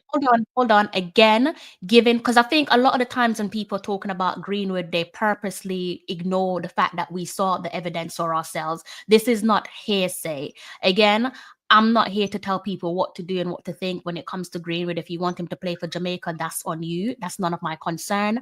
If you want him to play for your country, that's on you. But let's not act as if you did not look at the evidence. Let's not act as if you didn't hear the audio. Let's not act as if you didn't see the screen recording. Because you did, you're just choosing to do what's best for football. You're just saying by any means necessary you want him to play for Jamaica, and again, that's on you. So I'm not going to buy into the only reason why he's not playing for England is because he's black, because I think if he was white, you would have the same outcome. I think if he was white, Manchester United, again, pressure bust pipe. I don't know what Manchester United would have wanted to do as a club. It's debatable. But I think even if Greenwood was white, pressure bust pipe, you would have to cut your ties. Like I have a friend who was a die-hard Manchester United fan, and they've cut ties with Manchester United because of that. They don't want nothing to do with Manchester United because of that. And that is someone who's also black. And they're just saying, okay, wrong is wrong. It doesn't matter if you're black, white, pink. It doesn't matter. For them, they saw enough and they were able to make an informed decision. So with Greenwood, I don't really think that his skin color has anything to do with it. Sorry. And I don't actually want to talk about Greenwood because that's just opens up a can of worms. I think if we are going to talk about Greenwood, that just has to be for a completely separate show, not for tonight's show. I am cautious of time, so I'm actually going to, we segue a bit there, guys, so I do want to apologize for that. I don't think we got the final answer from Mr. Lee. Benfica versus Barcelona. Who you backing with that? Barcelona. I think we're both. Let me touch on what you were saying about Greenwood for a bit. With me, any player, I don't want to say nothing about them until I see them on the sideline in their jersey. No player until, that's just me. I'm just tired of hearing this and that and all the above. Until I see you on the sideline, then I will start talking about you. Until now, I ain't gonna talk about nobody until I see them on the sideline. So, no, I think you're right. I think you're right because I think we probably share similar sentiments. It probably stretches over to the Reggae Girls as well. Like, I'm kind of tired of certain conversations. Are they coming? Are they not coming? Like I said, if a player is born in England and they want to play for England, play for England. I'm not going to have no malice towards you because naturally you would have grown up wanting to play for England anyways. So it's completely understandable. Big up yourself, Brian Mighty. I hope you are well, sir. Big up yourself, Devin Porter. Nitro, big up yourself as well. And Crystal Image Sound Production. I haven't seen you in a while. Big up yourself. I hope all of you guys there in the comment section are in good health. So again, Barcelona, Benfica versus Barcelona. What's your final say on that one? We're both back in Barcelona, right? as I told you, Barcelona is gonna win, and they're gonna win because I've they have 3 players on the team right now that's on fire. Lewandowski's experience is just wow. You wish you have that. His experience is a breath of fresh air. Yamal, the kid is on fire. The kid is tearing it up. And then they have the Brazilian guy that's knocking them in. So I see Barcelona with the experience taking this one and taking this one comfortable. Yeah, I agree with you. I agree with you. Let's move along. Dortmund versus Lille. How are you feeling about that one? Oh my God. That's gonna be fireworks right there. They play very similar football. That one right there, I'm gonna leave that one with an open mind, open imagination. I don't know. An imagination. I don't know. They're very similar. They balance, and from what I see from Dortmund, they're a bunch of young players. It's good, skillful, strong. But Lily, on the other hand, so if you want to go by leagues, right? You're gonna say that the Bundesliga should get it done, but I don't know, Crystal. This one is the first one I'm gonna punt on. I'm gonna punt on this one. All right. Let me try and pick one. I'm gonna go with Lille. I'm gonna go with Lille to win this one. And why you go with Lille? You have to give why. You gotta give why. Well, I'm just feeling a Lille win, a Lille victory. In terms of the Bundesliga, because you referenced the Bundesliga, they're currently sat in the 11th position. Dortmund sat in the 11th position in Bundesliga in comparison to Lille. They're sat in 5th. Again, I know some people are quite snobbish when it comes to top tier of men's football or just French football in general, which is kind of funny, just because of France and what they represent. But in terms of the league, I know a lot of people don't respect the league, but I'm gonna go with Lille to win this one. Okay. Crunch time, Bundesliga heavyweight clash, Bayern Munich versus Bayer Leverkusen. Who you backing in this one? Jesus God, this is another killer right here. Bayern Munich, like this lately, but they have a form. Hurricane. They both play in Germany. I want to see Vincent Kompany as a black coach. I want to see him do good. But in terms of picking these 2 teams and the one before, it's never going to be easy. And so this is what I'm going to do this time. I'm going to say I'm going to go with Bayer Leverkusen because they're hungry, and it seemed like they want stuff done. I'm sorry, but if Vincent Kompany lose this game, his job is on the line, even if he win the Bundesliga. Yeah. But I'm gonna go with Bayer Leverkusen on this one. Very tight game. Bayer Leverkusen. I think I'm actually siding with you. I think maybe the hurricane curse might continue, might spill over into the Champions League. I don't know that one. The hurricane curse might continue, man. And also, I like what you said there about, obviously, as as Black people, as a Black woman, as you as a Black man, naturally we want Vincent Company to do well, because that could open up the door for more Black managers to coach and to manage top teams in respected leagues. Usually you see Black managers down in those like watered down leagues, and they don't really have a long shelf life. So if someone like a Vincent Company steps up to the plate and he does a tremendous job, who knows, that might have a positive knock-on effect. And for that reason, we would obviously love Bayern Munich to beat Leverkusen and go all the way. But I am saying maybe you might have that Kane curse again. And also Leverkusen with Alonso as well. There is some talks about him potentially being the next Real Madrid manager as well. And surely what a way to actually say I'm your man if you can go ahead and beat Bayer Leverkusen, qualify for the latter rounds of the Champions League. And I mean, how amazing would it be if Bayer Leverkusen actually are crowned kings of Europe? Surely that would be, I've done all that I need to do with Bayer Leverkusen. I've won the league, I've gone invincible, and I've won the Champions League. Now I'm off to Real Madrid. So that's the way that I'm looking at that one. Yeah, but you know what though? Stick a pin with this, Crystal. When we look at coaches that come out, right? These young coaches, right? Yeah. And I see Vincent Company, he didn't do bad with Burnley last season. Was it last season or the other one before? And I was shocked when I see him coaching Bayern Munich. And you have to give it to him. Xavi Alonso also, right? Left from Liverpool, and he's doing good. But where did they hire Black coaches? So you got to give it to Vincent Company. Mm-hmm. You know what I mean? And I want to see him do good, but it's like, and I know they're quick to get the sack. If they don't deliver, you know what I mean? The sack is coming. Yeah. But it's not a fair game for them. Like he get this big, this high position, German giants, and the pressure is on him to win.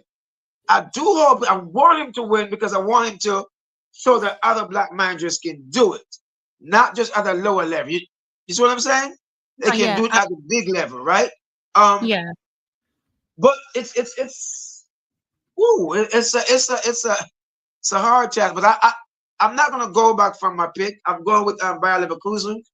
But just like Leon Bailey, if he doesn't come good in this game and the rest of the season, the fans and the manager may just cook his goose.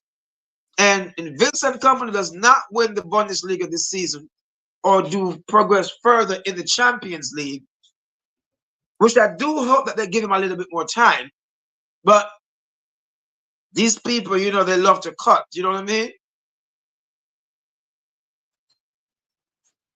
100%. So we're both saying Leverkusen with that one, aren't we? Yeah, Leverkusen with that. Yeah. Feyenoord versus Inter Milan. Who you backing for the final team? Oh my God, this is another.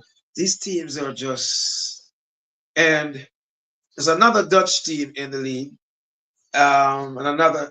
This is the only Italian, right? No, yeah, only Italian league team, right? Yes, I sir. thought Juventus. I thought Juventus make it through. No, they didn't. Wow, this one is tough too. Inter Milan should get this job done at home, and this is why it's so crucial, Crystal, with the Reggae Boys not winning at home. Inter Milan have to win at home, and they have to win at home good. I think the first leg is at Feyenoord, which gives Inter. If I'm not sure who has the first hand, right? But Inter Milan should take care of this job at home. Should take care of the tie at our home. You got Feyenoord got the they've got the first leg. So you got the first leg goes to them, and then they got the second leg over in Italy. That's what I think is gonna give them the edge in our Inter Milan. I hope. Think so? Okay, Yes, that's what I think is going to give them the edge. I think Because it's me the and you. last game at home. You know, the final game is, you know, it's going to give them an edge. And Hmm. it's not going to be easy though. It's not going to be easy, but I think Inter Milan have the quality to finish the game at home. Try to keep it low on the road, come back home and handle business. Yeah. All right. So I think you have a guest. I don't know if they're available. I don't know if you want to give them a quick little call because we're about to segue into a completely different topic before we continue with some more conversation. So again, guys, if you had the power and you work for the Jamaica Football Federation, what You're ready to come in policy the boss. would you bring to the You table? have the So if show? you Jamaica Football Yeah. Federation, what policy would you introduce? Right. So let me know in the comment section. If you had the powers, what policy would you introduce at the JFF? If you're working for the JFF, what policy would you bring to the table? Let me know in the comment section. All right. I think Mr. Lee is gearing up for a guest to come on the show. So what I'm going to do is do a quick little segue. I'm not sure why you guys are so quiet. We're going to do a quick little segue. And we're going to be talking about some baseball, and this Yankees policy will shock you unless you follow baseball, that is. And if you do follow baseball, then obviously it won't come as a shock. But it's one of those things that really had me sit up earlier on, maybe around after midday, definitely after midday, because I think it was after I came home. And I was just like, okay, I really have to share this with my audience. And some of you know you guys are not big baseball fans, but I think this one is probably going to let you know that probably something that you do want to know. And if anything, I think it's one of those wild facts that you can reflect upon when you're asking those quiz with your friends. Or I don't know. So you should be able to see the screen in front of me, and I will go ahead and read that headline there for you. It says New York Yankees reverse decades-old facial policy. Now, this is a policy there where so to just gloss over thing before I get into the article there. New York Yankees had a policy that stood for almost 50 years. And basically that policy prevented their players from having beards. Yes, you got that correct. The policy prevented their players from having beards. So I'm sure if you've been followers of Major League Baseball, you would have noticed that they're always clean shaven. New York Yankees fans are always clean shaven. But that policy now has been pushed to the side. So the article here says the New York Yankees have reversed a 49-year-old facial hair policy to allow their players and staff to now sport well-groomed beards. On the previous club regulations, the players' hair was not allowed to touch their collars, and although mustaches were allowed, beards were not permitted, right? And this is something there that broke earlier on in the day, on Friday, that is. What do you make of that policy? Are you surprised that it existed, and are you also surprised that it existed for nearing 50 years? Changes are coming, man. Changes are coming. Maybe new owner, I'm saying maybe new management. It's a different time. Who knows? Sorry, say that again. I'm just saying, maybe they have a new manager. Maybe it's just, the times, Maybe they had a vote, or maybe it's a change of heart or something, but I really don't know. I never, I really can't say. Yeah, definitely.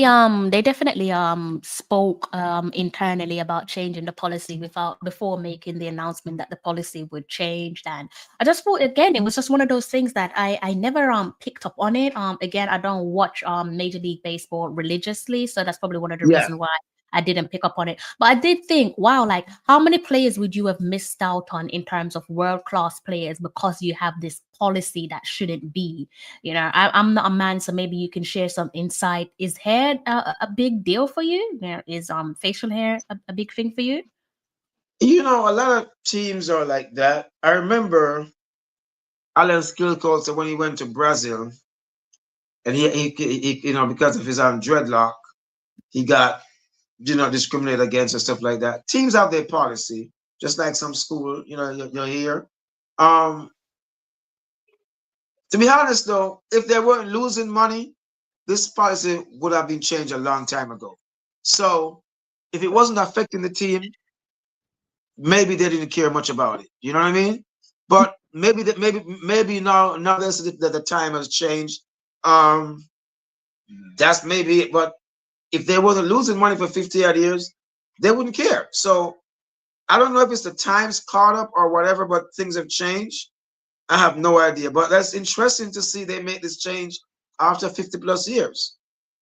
Amazing. Yeah, I think it's a time. It's just like you said, we're in the modern day and age. Facial hair, I think, or hair in general, people use that as it's a big part of their identity. It allows people to express themselves and so on. So, players have pushed back on it in the past and even most recently. So I think they finally realized that, if you want to like maintain your relevance, you pretty much have to get with the time. And to think that in 2025 you had a policy about no being clean shaven, Someone just text me and said for the JFF policy, no bleaching. Oh my God! Right, but the JPL players, let them are bleaching, right? Whoa! That person has said exactly what I was going to say. Really? They have said the same thing you were thinking too. The same thing that I was going to say. I swear to you. I don't know who that person is, but telling myself big up themselves because they it's somebody that you know well too. Somebody we all know well. I tell him to come on the show, man. Come on the show, man, because you're right. I never thought of that one, but you stole Crystal's thought. That was my policy. Like my policy would have been no bleaching. I know it's going to upset a couple people, but I don't really care. I think you should love your color, love your beautiful complexion. That's another conversation for a different day. But if I could introduce a policy, I don't want to give the JFF no ideas, or perhaps I do. Mine would be no bleaching across the board, all the way from youth level. I don't know the youngsters in Jamaica what age hopefully they don't get into all of that nonsense. Oh my God, I've seen a youngster going to school. He couldn't be more than 15, 16.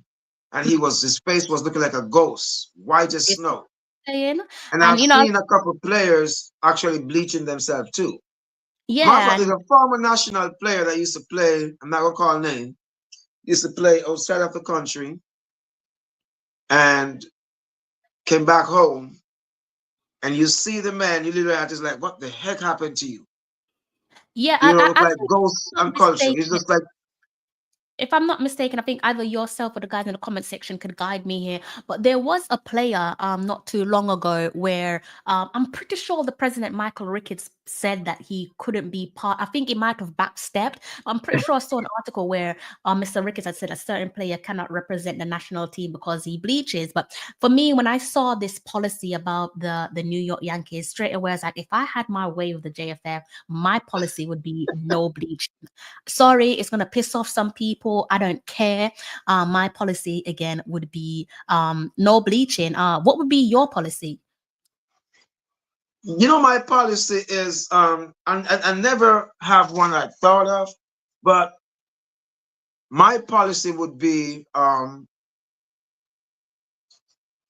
the players or to the coach or, whoever, is about, I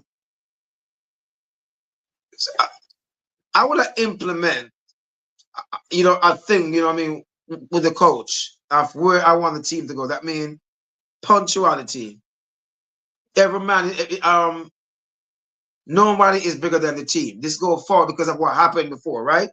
The team comes first. No one is bigger than this team. I would implement some Sir Alex Ferguson's policy. Here's why I said that. If you're gonna play for this national team, you don't pick and choose what team what games you play. If it's a friendly, you come and play. You just don't show up for big games if Messi is coming. You understand what I'm saying? Make yourself available for every game. That's one of the problems that I have. It's a policy to implement. You sign your contract. I'm available for every game. I'm gonna send this to your team.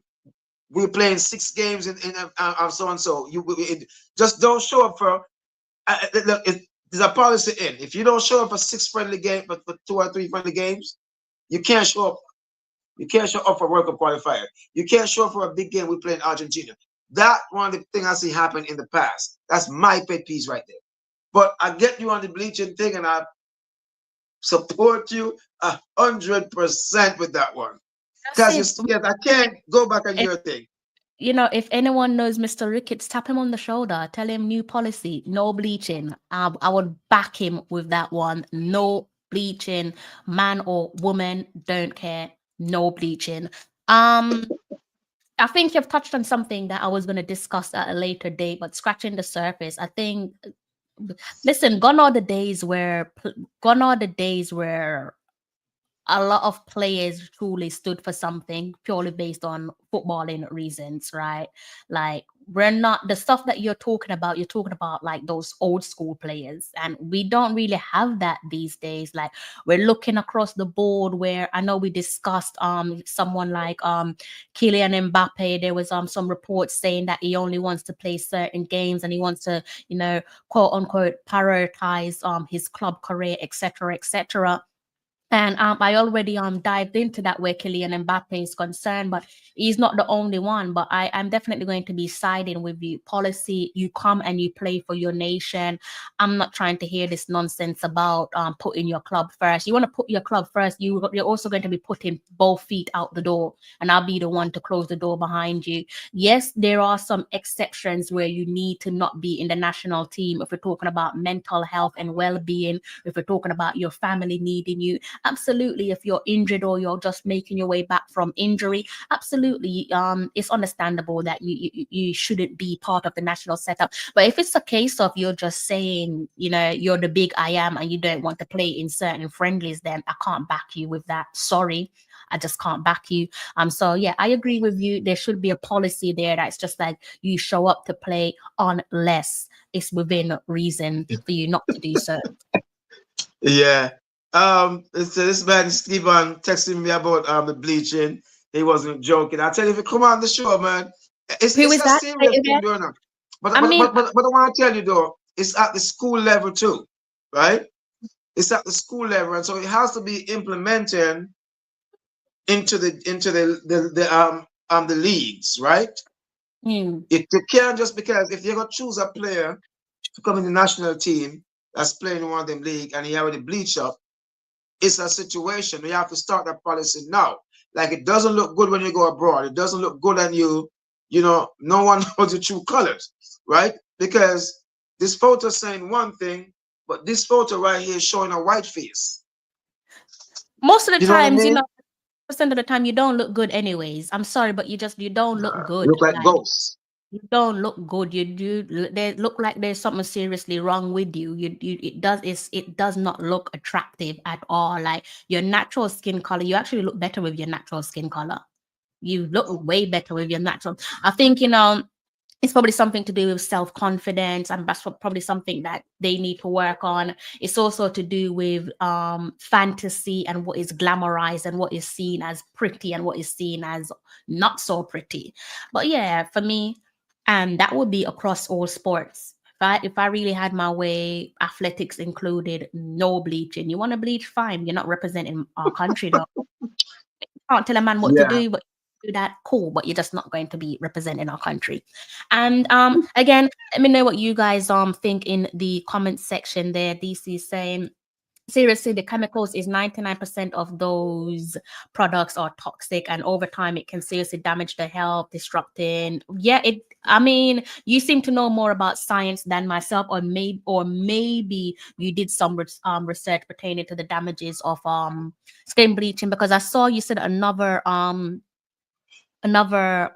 I don't think I read this one out. I glanced over it and brought it up on screen. Doctors in Jamaica complaining that the wounds are not healing because the skin barrier is so damaged. Again, that's something that I didn't know about, so it's not shocking to me.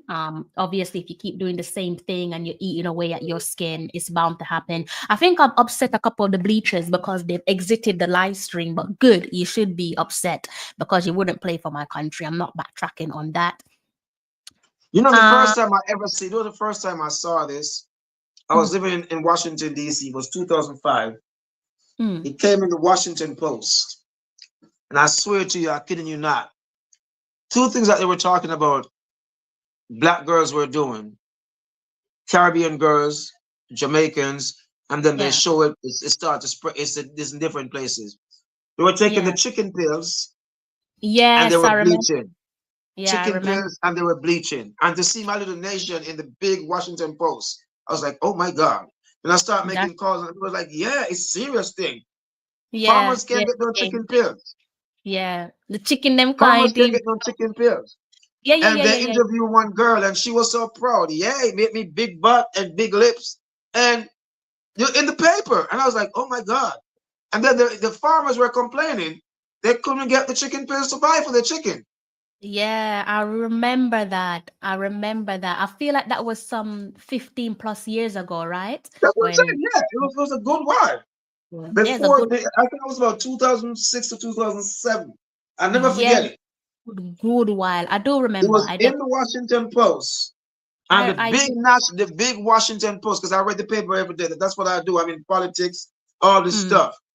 And to see My Little Nation popped up, girls bleaching and taking chicken pills. And then a few years after, the men started, even chicken pills. I heard that men were taking chicken pills too.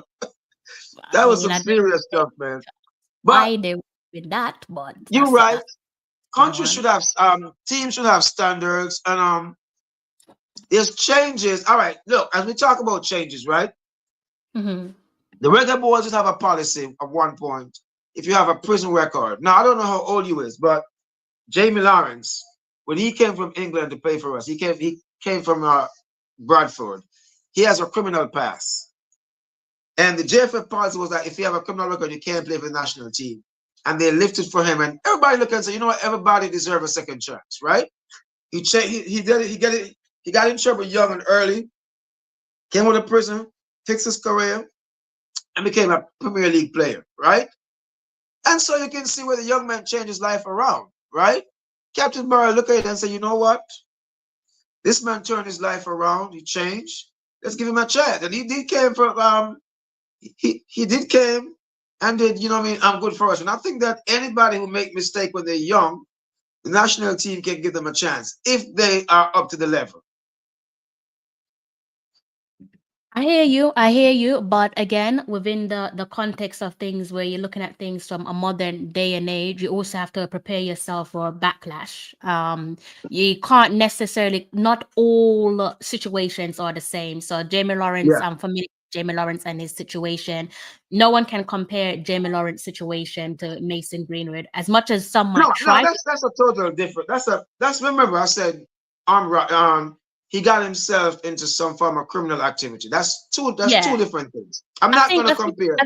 I think it depends on the situation and how much are you prepared for the backlash? How much are you prepared for backlash, and whether you can. That one is a totally different situation from this thing. If you get in trouble as a young man, and it depends on what it is. It depends on what it is. You understand? Yeah, if you kill somebody, that's a situation where you have to look at it and and think. Because that topic though, I think I'll do another topic with that, because I have a certain feeling about that, plus to some things that I see going on where I live with certain people in high society. They do stuff like that and they get away with it. They can even run for I don't want to say too much, but there's stuff that you can do and you can get away because you have money, right? Now, that's this stuff as a young child, you get in trouble, you steal a car, you hijack you steal a car, you crash it, but later on you turn yourself around. That's different than the other stuff we're talking about. You know what I mean? Yeah, it's that's different from shooting someone. But little kid get in trouble, go out and steal a candy, get locked up. I'm talking that type of level. I'm not talking the different level. You have a gun and you shoot somebody. You go in and you hold, you kidnap people. That's a total different scenario. You know what I'm saying? Yeah, I think just like you said, context is definitely key, and more importantly, when you make certain decisions, you do have to ask yourself, have you actually like prepped yourself for any potential backlash? And if there are, Yeah. if you are prepping yourself, what does those preparations look like? Obviously, those are conversations that's for like the internal individuals. That Um, person still texted me. That person said, no partying before games. no party before. I No mean, party before that's games. it's And ridiculous. that's one of the things I was saying earlier about the coach has to be, I remember I told you about the coach has to be serious implementing these rules. You're not bigger than the team. Get what I'm saying to you? It happened before with no call no name. You are not bigger than the team. I've said it before, and people probably rub people up the wrong way. But at the end of the day, we have seen over the years that we just have no standard, and we need to set some standards for ourselves, both where the men's team and the women's team are concerned. Because if not, it's just things are just going to always get out of hand. This person's pulling in and other people pulling in the other direction. We just don't have no standard. We're just fully automatic. Like there needs to be some standard. There needs to be policies put in place. That's something that I definitely agree with. We've been going for over 1 hour and 35 minutes. We're trying to do probably no more than 30 minutes, 2 hours. So, Mr. Reiss Nelson, I'm pretty sure you guys have seen the latest regarding Reiss Nelson. In case you haven't, let's go ahead and give you an update. Marcus Silva revealed in his Friday press conference that Reiss Nelson could be out for the remainder of the season in a cruel twist as the on-loan winger closed in on a return to first-team football. He suffered another hamstring injury in his other leg as issue that required surgery last week. And hearing from the gaffer, he said, it's a really tough moment for us. Of course, first of all, for the player, we feel really sorry for him because he worked really hard to get back after the first hamstring injury. It was a moment that we all were excited about him coming back because he was really important for us before the injury last December. He did so well, and we know that his best level is capable to help us win football matches and be stronger. So Reiss Nelson, how you feeling about that update there? So On that update is not good for him, and it's not good for Fulham that signed him. I never knew he have during the whole time at Arsenal, he was so much on the bench. I didn't even know he have an injury problem. So this is a big blow for him. He get a chance to revive his career, to make himself up, and this come and happen to him. And my stance when it comes to say him playing for the Reggae Boys. Until I hear that come out of his mouth or I see him on the bench, I'm not gonna go there. You know what I'm saying? With the potential on Reggae Boy stuff. I'm done with all that. Until I see somebody on the bench or I come out of their mouth publicly, I want to play for the Reggae Boys. My documents is not being ready. No, nothing from me. But his injury is bad timing. I wish him all the best because, as you know, he was at Arsenal on the bench, right? Barely getting on game. Arteta re-sign him. And I know if you're gonna re-sign somebody, you got to give them a promise that I'm gonna play you, right? Because I'm not gonna be dumb to just go ahead and sign, not knowing that I'm not gonna get no freaking play time. So he must have promised him something, right? So for him not to get that much playing time with Arsenal last year and make this transition over, and then have this injury, it's bad for him. It's really bad for him. You know what I mean? It's bad.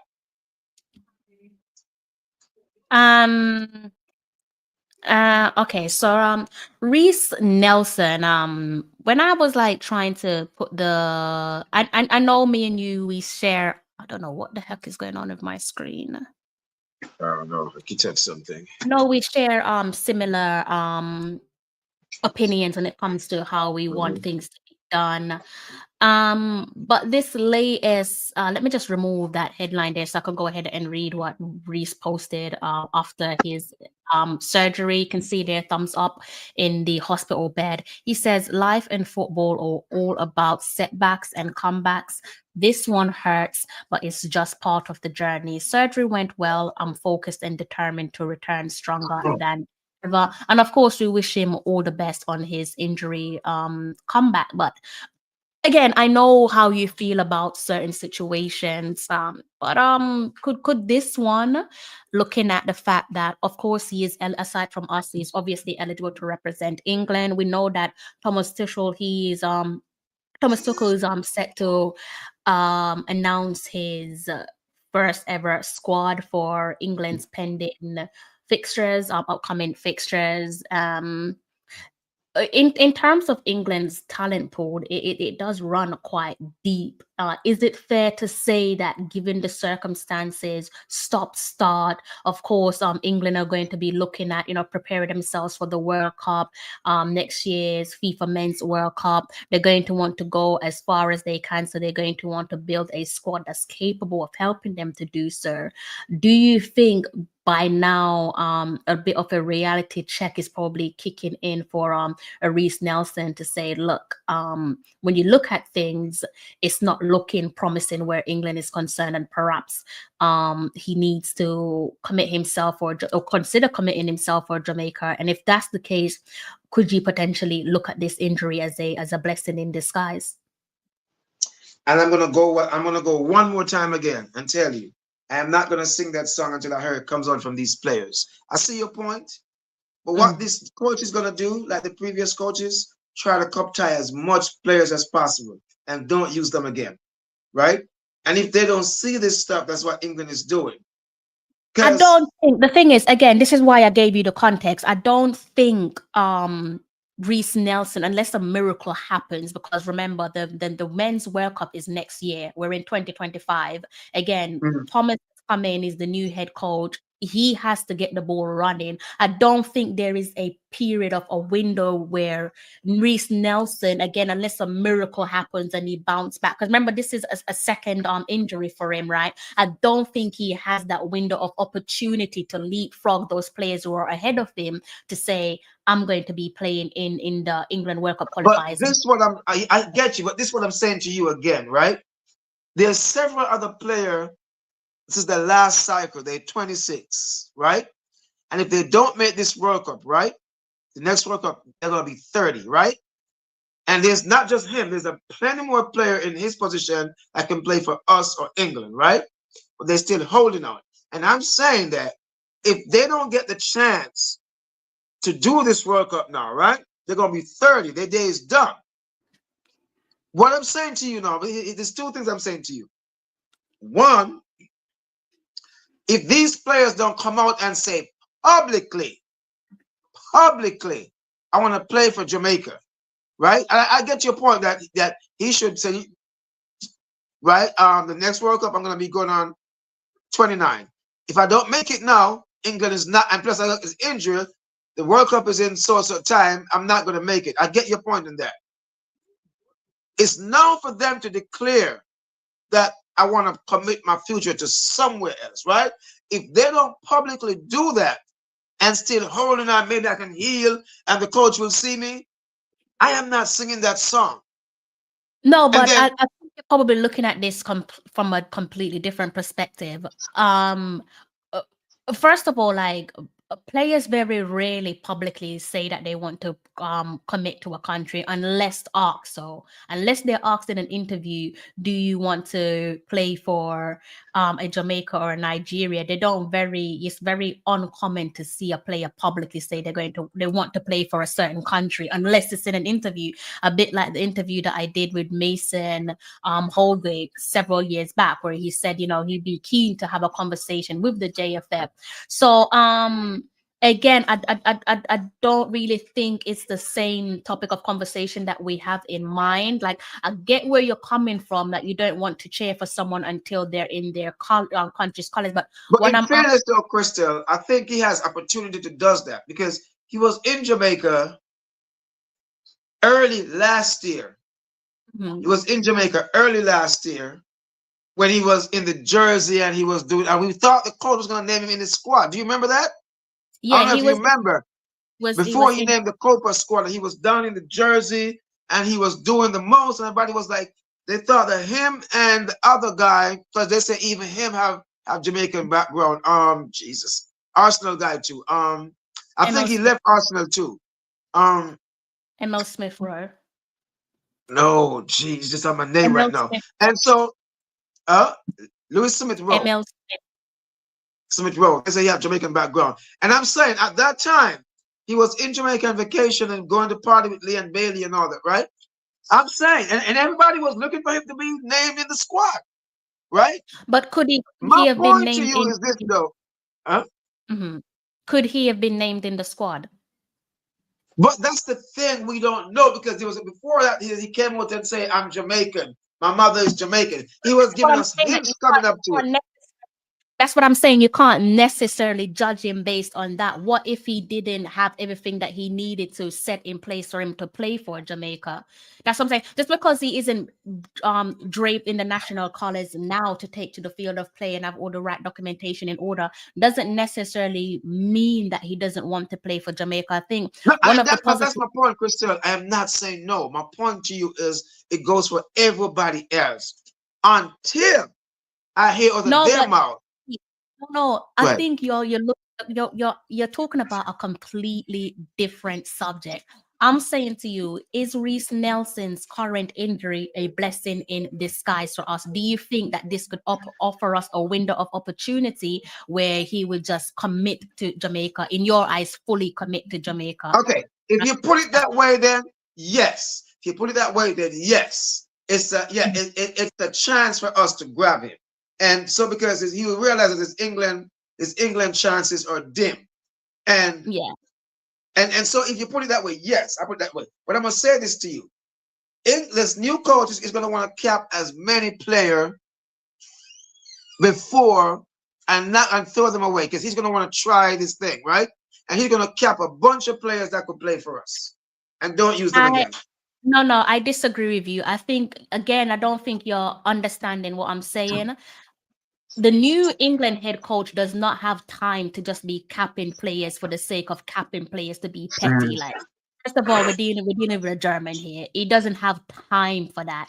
He's coming in and he has to hit the ground running. He has to get those World Cup qualifiers under his belt, and he has to prepare a team that can qualify, that can not only qualify for the World Cup, but also go to the latter stages of the World Cup and potentially win the World Cup. He's looking at the first we're looking at group stage match day 1 of 10. They're going to be playing Albania, and that is the 21st of March, so next month. Then they have Latvia. You can see the run of fixtures that they have in front of them. Andorra. Didn't he play some games already? No. So they've got Andorra, they've got Senegal as a friendly, they got Andorra again, they've got Serbia, they got Wales as a friendly. So again, he doesn't have the time on his hands to go ahead and just unnecessarily cap players. And no disrespect to Nelson for the caliber of what they're looking forward to in terms of that pecking order. I don't think he's going to go out his way and say, let me go and spite Jamaica. The FA might have that mentality, but Thomas Tuchel don't have that time on his hand to say, I'm going to unnecessarily cap Reiss Nelson so Jamaica don't have him. So let me ask you this then, Crystal. Let me ask you this, right? Reiss Nelson wasn't starting for Arsenal, right? And most of these coaches, right, they're going to go for starters. And in his position, England have at least 3 and 3, at least 6 persons ahead of him, right? And he realized that he's not starting for Arsenal, and that would be a chance to get him picked, right? So one, right there, and I know, I'm not sure, I could probably say that some coach probably from Jamaica probably, talk to him, I don't know. But when he came out and say all this stuff, right, he should have realized that, you know what, my prospect is there, but you can't blame him for holding out for England, and I have no problem with that, right? But to your point, yes. If a fit Reiss Nelson right now, say he gets back. And how old is he right now? 24, 25? He's 25. Yes. If he doesn't make it 25, 29, the Euro is going to be in when, blah, blah, blah. He's down the pecking order. He have to come back and get healthy and all that now. How long would you give him when he come back from his injury to make a decision? I think you have to be fair to him. I think you have to realize, you have to think about the well-being aspect of this situation as well. He's not playing. Whether he harbors or harbored a desire of wanting to play for England, no one can knock him because that is his country of birth.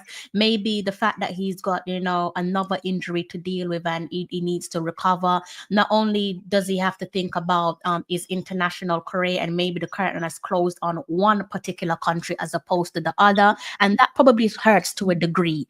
And you have to look at the human element of that. It is going to hurt because that is still his country of birth at the end of the day. That doesn't. I said that. You can't blame me for wanting to play for England. I have no beef with that. That doesn't mean that respect. That doesn't mean he loves Jamaica less or doesn't respect Jamaica. It's just natural. He would have grown up wanting to play for England, right? That's what he sees on the TV screens and so on. His heroes are probably couple players who have played for England, couple legends who have played for England. So the reality check has definitely probably reined in on him in terms of him just that curtain has now been closed and it's not going to be reopened. And before he can even think about Jamaica fully, and that's not to say that he doesn't want to play for us, he has to also look at his club career because he's on loan. Loan. Say he heals up next year, end of this year, he's playing good football, and he make a decision, right? 26, 27, right? He probably have a Gold Cup in him, probably have a World Cup in him, right? And that's a situation where you have to give him a chance to make that. But you're right. It could be a blessing in this guys for us, right? And then get me wrong, I'm not no player for making that decision. We cannot make a decision for anybody, right? And we can't, hey, when you don't want to come, you don't know. They would tell you. I respect a player that tells you, I think I'm you're right. holding out for this, right? Because I'm a die-hearted reggae boy fan, right? And you said something earlier on. I don't know if you could backtrack or remind me. You said something about the England. Oh yeah, England purposely capping. I think we also have to remind ourselves that there were a time where clubs in England would put that in their contract that you can only play for England. You see? That I didn't know. That was probably back then, but I didn't know that. Exactly. I didn't know that.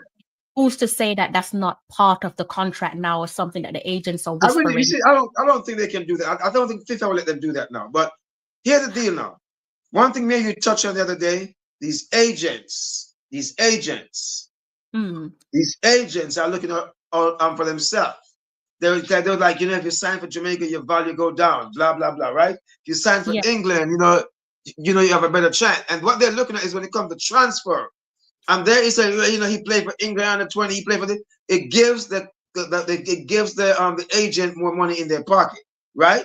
So it's a lot of factors that go. But I'm not blaming any player for making a decision. And no one here should be pulling them down and running behind them and chasing them and call them names. 100%. My point is that I'm saying I will only get excited when I see you come out and say publicly, or I see you on the sideline in your jersey, right? I 100%. Still won't have nothing against it. But back to the point that you're saying, I do respect. I do get your point. And who knows? This could be a blessing in disguise for us. He could come back fit next year. You know what I'm saying? And just decide to look, I'm gonna go straight reggae boy, and that could be a blessing. That could be a blessing. But I will never hold it against anybody because they hold out to play for England. Never. That was wrong of me. Wrong.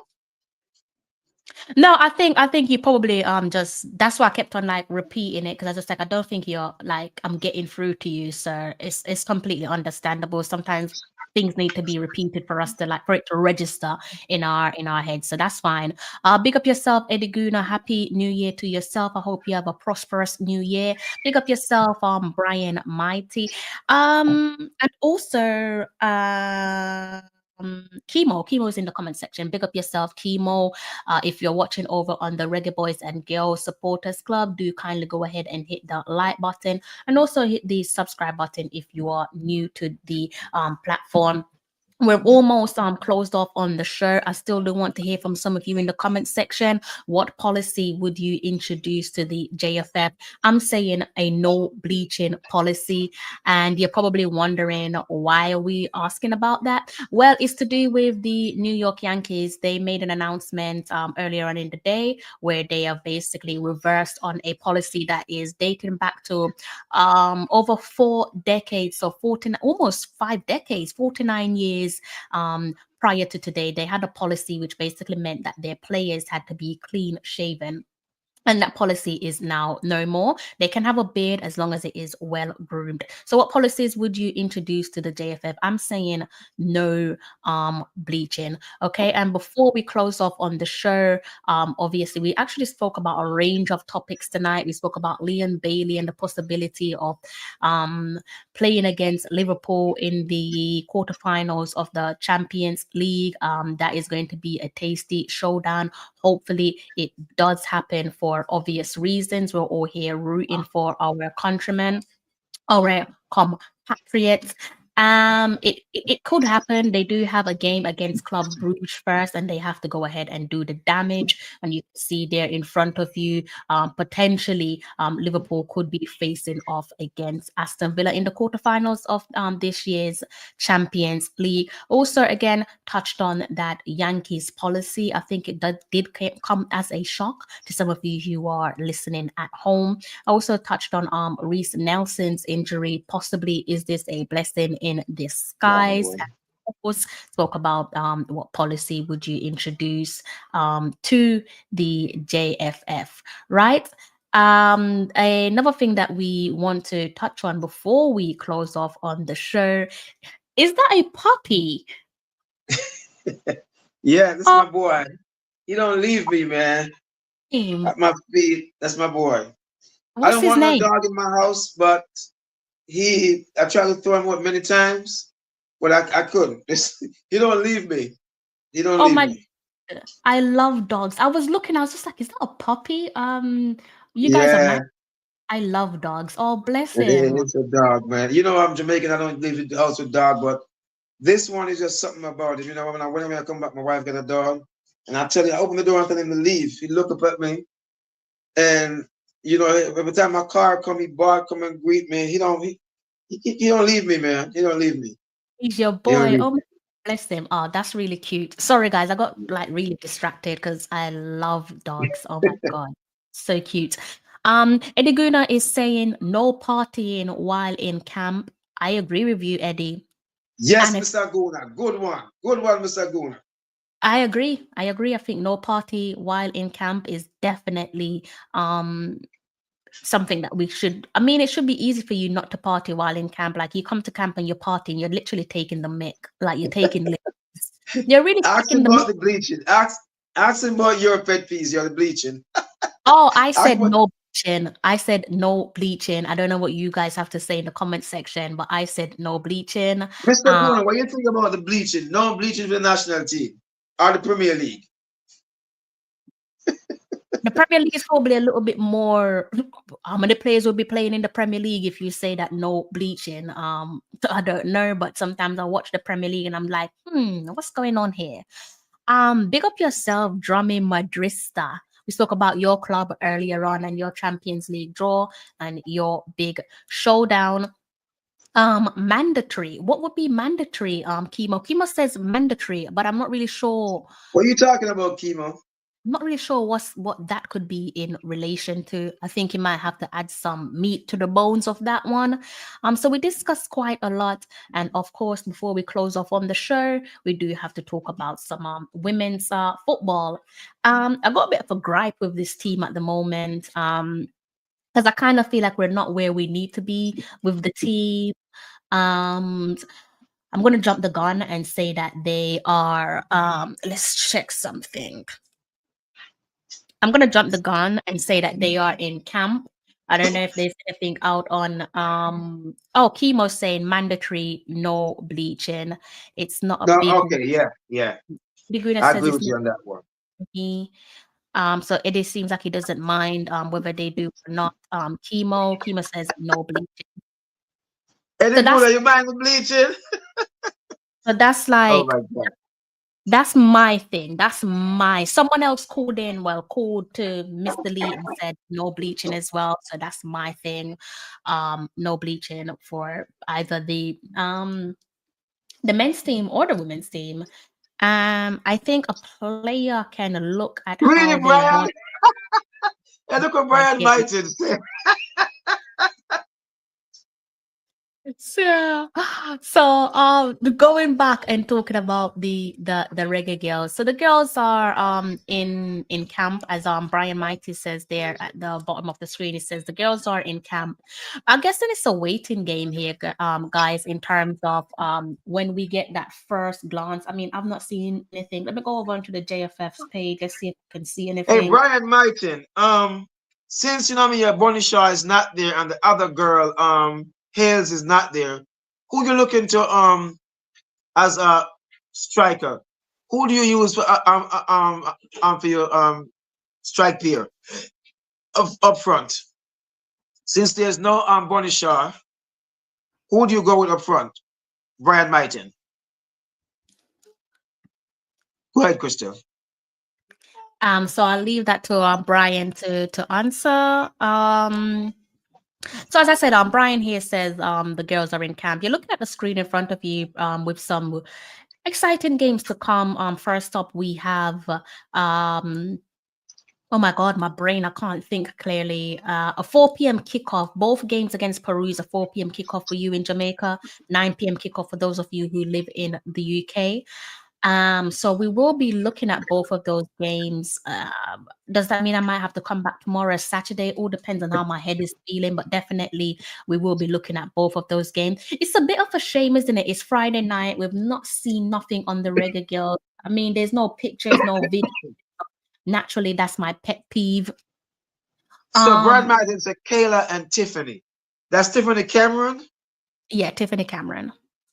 I thought she played kind of midfield. Well, yeah, she played both. Yeah, Kayla. So Go ahead. it's talking about McKenna. So folks are setting themselves for organ damage. Okay, so DC is talking about the bleaching. Folks are setting themselves for organ damage over the long term.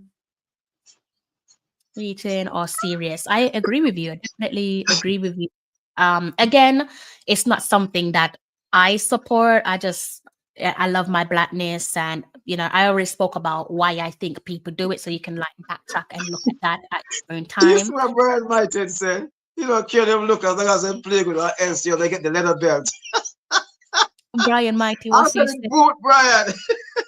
Oh, Eddie Greener says they had their first session in Peru. I saw the clips. I don't know where you're seeing these clips, Eddie. Are you able to enlighten me? Where did you see the clips? But I mean, I should be able to go over to the JFF's Instagram and see the clips for myself, right? Can't see anything on there unless I'm just not looking right. I don't know where Eddie saw the clips. He says that he saw some training clips. I've not seen any. Brian says, yeah, I'm not too hung up about how they look as long as they play well. Belt, Kayla, McKenna, and Tiffany Cameron. Or maybe Sade, I'm a massive fan of Sade. Sade Adamolakun, but she active. Says they posted a story. It's not good enough. I'm sorry, a story isn't good enough. A story is going to be deleted in 24 hours. Get that onto the page itself. They have a media person there, Trishana. She's very good at content creating. Yeah, we just need to get those content on the actual Instagram itself. I mean, had you not told me that they posted something in the story, I would not have known that they posted something. Okay. So again, if we could get those things out there on the main feed, that would be great. What do you think? Yeah, I do think that they should, because good work, Brian Martin and Jason Guna, for enlighten us with this. But I think that they should do more so so the fans know what's going on. I don't know where they get this from, but yeah, good work, Brian Martin. When we done, never look on this when we done too. Cause we need to be, for active and so on. Go on.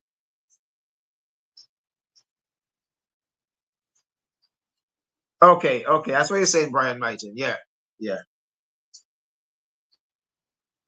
Oh, your friend, our friend, Mr. Beckford is there, Mr. Lee. He's saying not all might live long enough to feel any effects. Oh, he's talking about the bleaching. Neither do they care, cause it is so-called life they it's so-called life they enjoying. Um, well, it better than the U17s. They haven't even got in a squad posted on. I mean, I think better is subjective there, Mr. Brian. Does anyone find the JFF website to look too crowded? The website needs a makeover. Maybe that's your thing, Steve. Your policy will be to make over the JFF. I think we don't really do a good job at highlighting players outside of the senior men's team. This girl that Brian Mighty said, Sade, who's that girl? Shade Ademolakun, she plays for Hearts. She's actually in good form. She's a wide Okay. player. She plays on the wing. Again, be interesting to see how she plays on the Who are the 4 forwards you got there? Who are the forwards you got up there? It'll be interesting to see how Shade plays for oh my god, why is his name eluding me? I'm trying to see the forwards you got. Because as I said before, I think she came into herself, making that transition from a girl to a woman, well under Vin Blaine, and then she kind of fell off under Lauren Donaldson. So yeah, be interesting to see how she gets on. I'm sorry, what was you saying? No, I was trying to see the forwards, all the forwards that's in the thing, so I could name them out to see what he's gonna do. But it's all good. I'll take a look when I'm done. No, but I love this comment here from Brian. I love this comment, and that's the point I'm trying to make. I mean, had Eddie not said that there was something in the JFF story, I would not have known that. You know, I would, because the first thing that you would do as a normal person is to check the main feed. The first thing I'm not going to check your story, and 24 hours would have passed and I would not have seen your story. So in my mind, you've not posted about the girls, right? So we need to kind of get better at doing that. It takes JFF too long to get what's needed to be done. Brighton says Shade plays for Heart. She's been scoring for fun all season, haven't gotten a lot of chances in recent times, but she has doing. I mean, the young lady has been handling herself well since going into professional football, and you know, massive fan of hers, and I'm hoping that it goes well with her and under her current coach, Hubert Busby. Because that's one thing I didn't like. I mean, to each their own. Lauren About isn't what? with Lauren Donaldson. Lauren isn't obligated to call up certain players, to each their own. If someone isn't his cup of tea, then fair enough, that's on him. But I definitely think that what she did, again, how she looked under Vin Blaine and what she was doing last season, I think she deserved to have gone to the World Cup. But that's just my opinion. Listening while I'm on my way home, says inner your community. Brian says, well, I know how football is in Jamaica going forward. Check stories first. LOL. I think he's putting me onto something there, Mr. Brian Mighty. All right. I think we've probably reached the end of the show because there isn't really much to talk about with the Reggae Girls, because it's not like we have much to work, fortunately, right? But you know what though, Christian? Well, you touch on something though. If we have Bunny Shaw and we can find 3 other forwards, right? That could fight, that could give, you know what I'm saying? Have a good midfield and 4 good forwards. Because if we can get the ball to Bunny Shaw, we know she can finish, right? But this sounds like something good, man. This girl, Sade, and I'm a massive fan of Sade. I don't know Brian. I can't speak for Brian, but I think we're probably singing from the same hymn sheet. Sade, again, she's a wide player.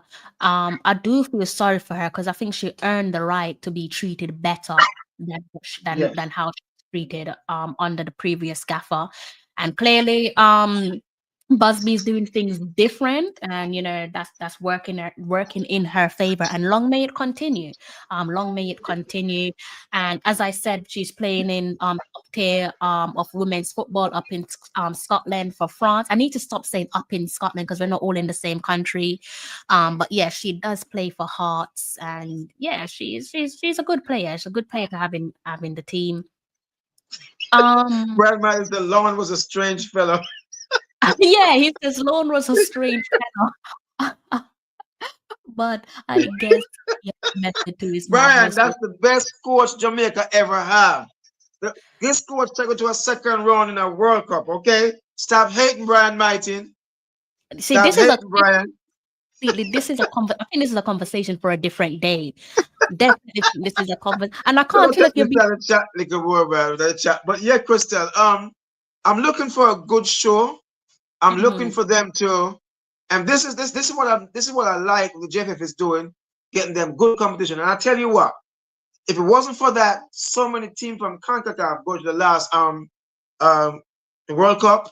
These South American teams would not want to be playing us, right? But we knocked them out, and because it was 16 from CONCACAF went to the World Cup, so they don't have a choice but to play us. So this is what I want the JFF to do for the men's under 17, the female under 16. Stop playing Caribbean teams. Step outside the Caribbean. You can't use the Caribbean as a measuring stone. And so kudos to the JFF for getting these games. Kudos. Can that be one of your policies, please? Can that be one of your policies, please? Yeah, man. All right, we reached up on it. Oh, we passed 10 o'clock. Good God. Yeah, man. So we're close off. We're gonna run over cranky real quick, right? We're gonna run over cranky real quick, man, and give me a little strength, man. You're gonna touch base. All right. Cranky. In a bit. Lorne was a great coach, but he lacked control. Any coach that costs off their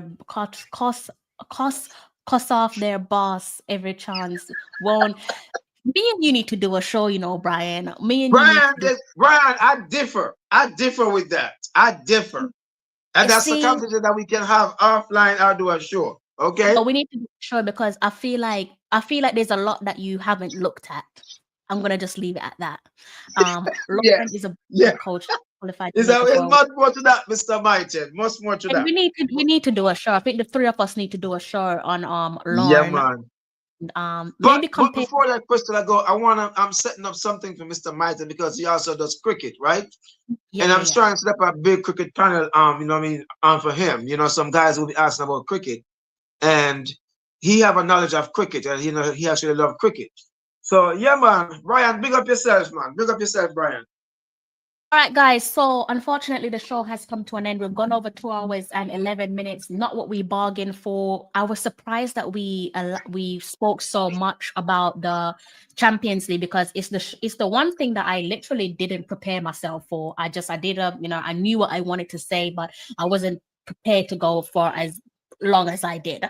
I don't know about Mr. Lee, but he led on that one and I kindly followed. Well, Jeremy, the Reggae Girls are hot in demand, as you know. You think our youth teams are in high demand. We struggle to get games with other teams outside the region. Again, if you're watching over on the Reggae Boys and Girls Supporters Club, kindly hit that like button and the subscribe button. Big up all the lads in the Reggae Boys and Girls Supporters Club. I'm not going to try and name everyone off the top of my head because I'm going to forget some names. But saying that to say we do need more girls to join the group. I'm not really sure why women are so just themselves when it comes to football. I don't know. I don't really know what to say. I'm growing tired of asking more women to come into the space. I don't really know what else to do, but it would be nice to have more women discussing football. It would be also nice to have more women join the group. But no pressure. Do that I wouldn't say when you are comfortable, because get out of your comfort zone. I'm not going to say do it when you're comfortable because you're never going to do it. But yeah, just come on board. Brian says, okay, Crystal, we can make it happen for sure. I rate Lauren, but approach wouldn't get him too far. Yeah, we need to do a show on Lauren. Definitely need to talk about Lauren. And we're gonna I'm gonna be there with the freaking flag in the middle and the belt because I can see fireworks right now. because me not going to agree with a lot. No, man. I'm gonna disagree. I'm not gonna agree. I'm not gonna have the flag and wave the flag and the belt at the same time.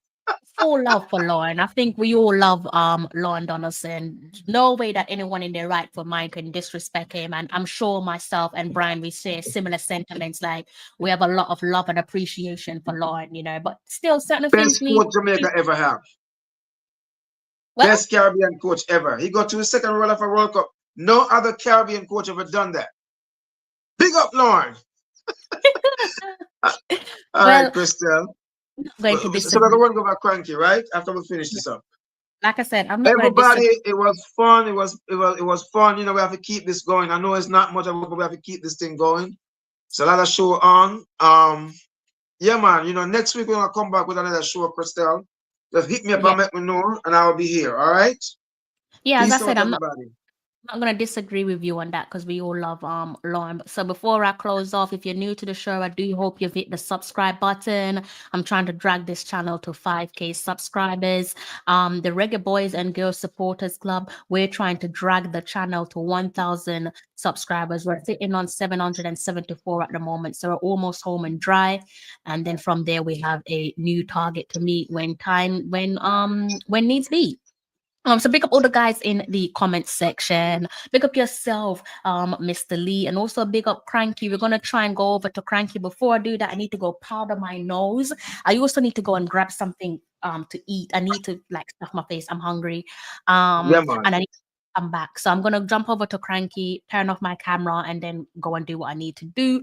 I'm going to have to love you and leave you because I need to go powder my nose. I've been holding on for way too. Do your thing, man.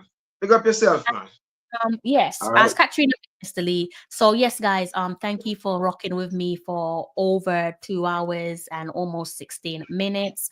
I'm going to have to love you and leave you. As I said, we're going to be giving you more stuff on more conversation on Reggae Girlz versus Peru for those two fixtures. Their first of the two fixtures taking place this coming Sunday, 4 p.m. Jamaica time. Do not miss it. Do kindly go ahead and hit the like and subscribe button on both channels if you haven't done so already. And we'll be talking about other football. DC, I saw your comments about the U20 girls. I haven't forgotten about it, but I don't want to just scratch the surface. So we are going to be talking about them at a later date. We might move that into potentially Sunday show where we'll have a little bit more time. Okay. So I've seen your comment and I've not ignored it. Thank you for supporting the channel. If you're heading home from any personal activities or work related, I do hope that you make it home safe and unharmed. And you know how it goes. Until next time, take care.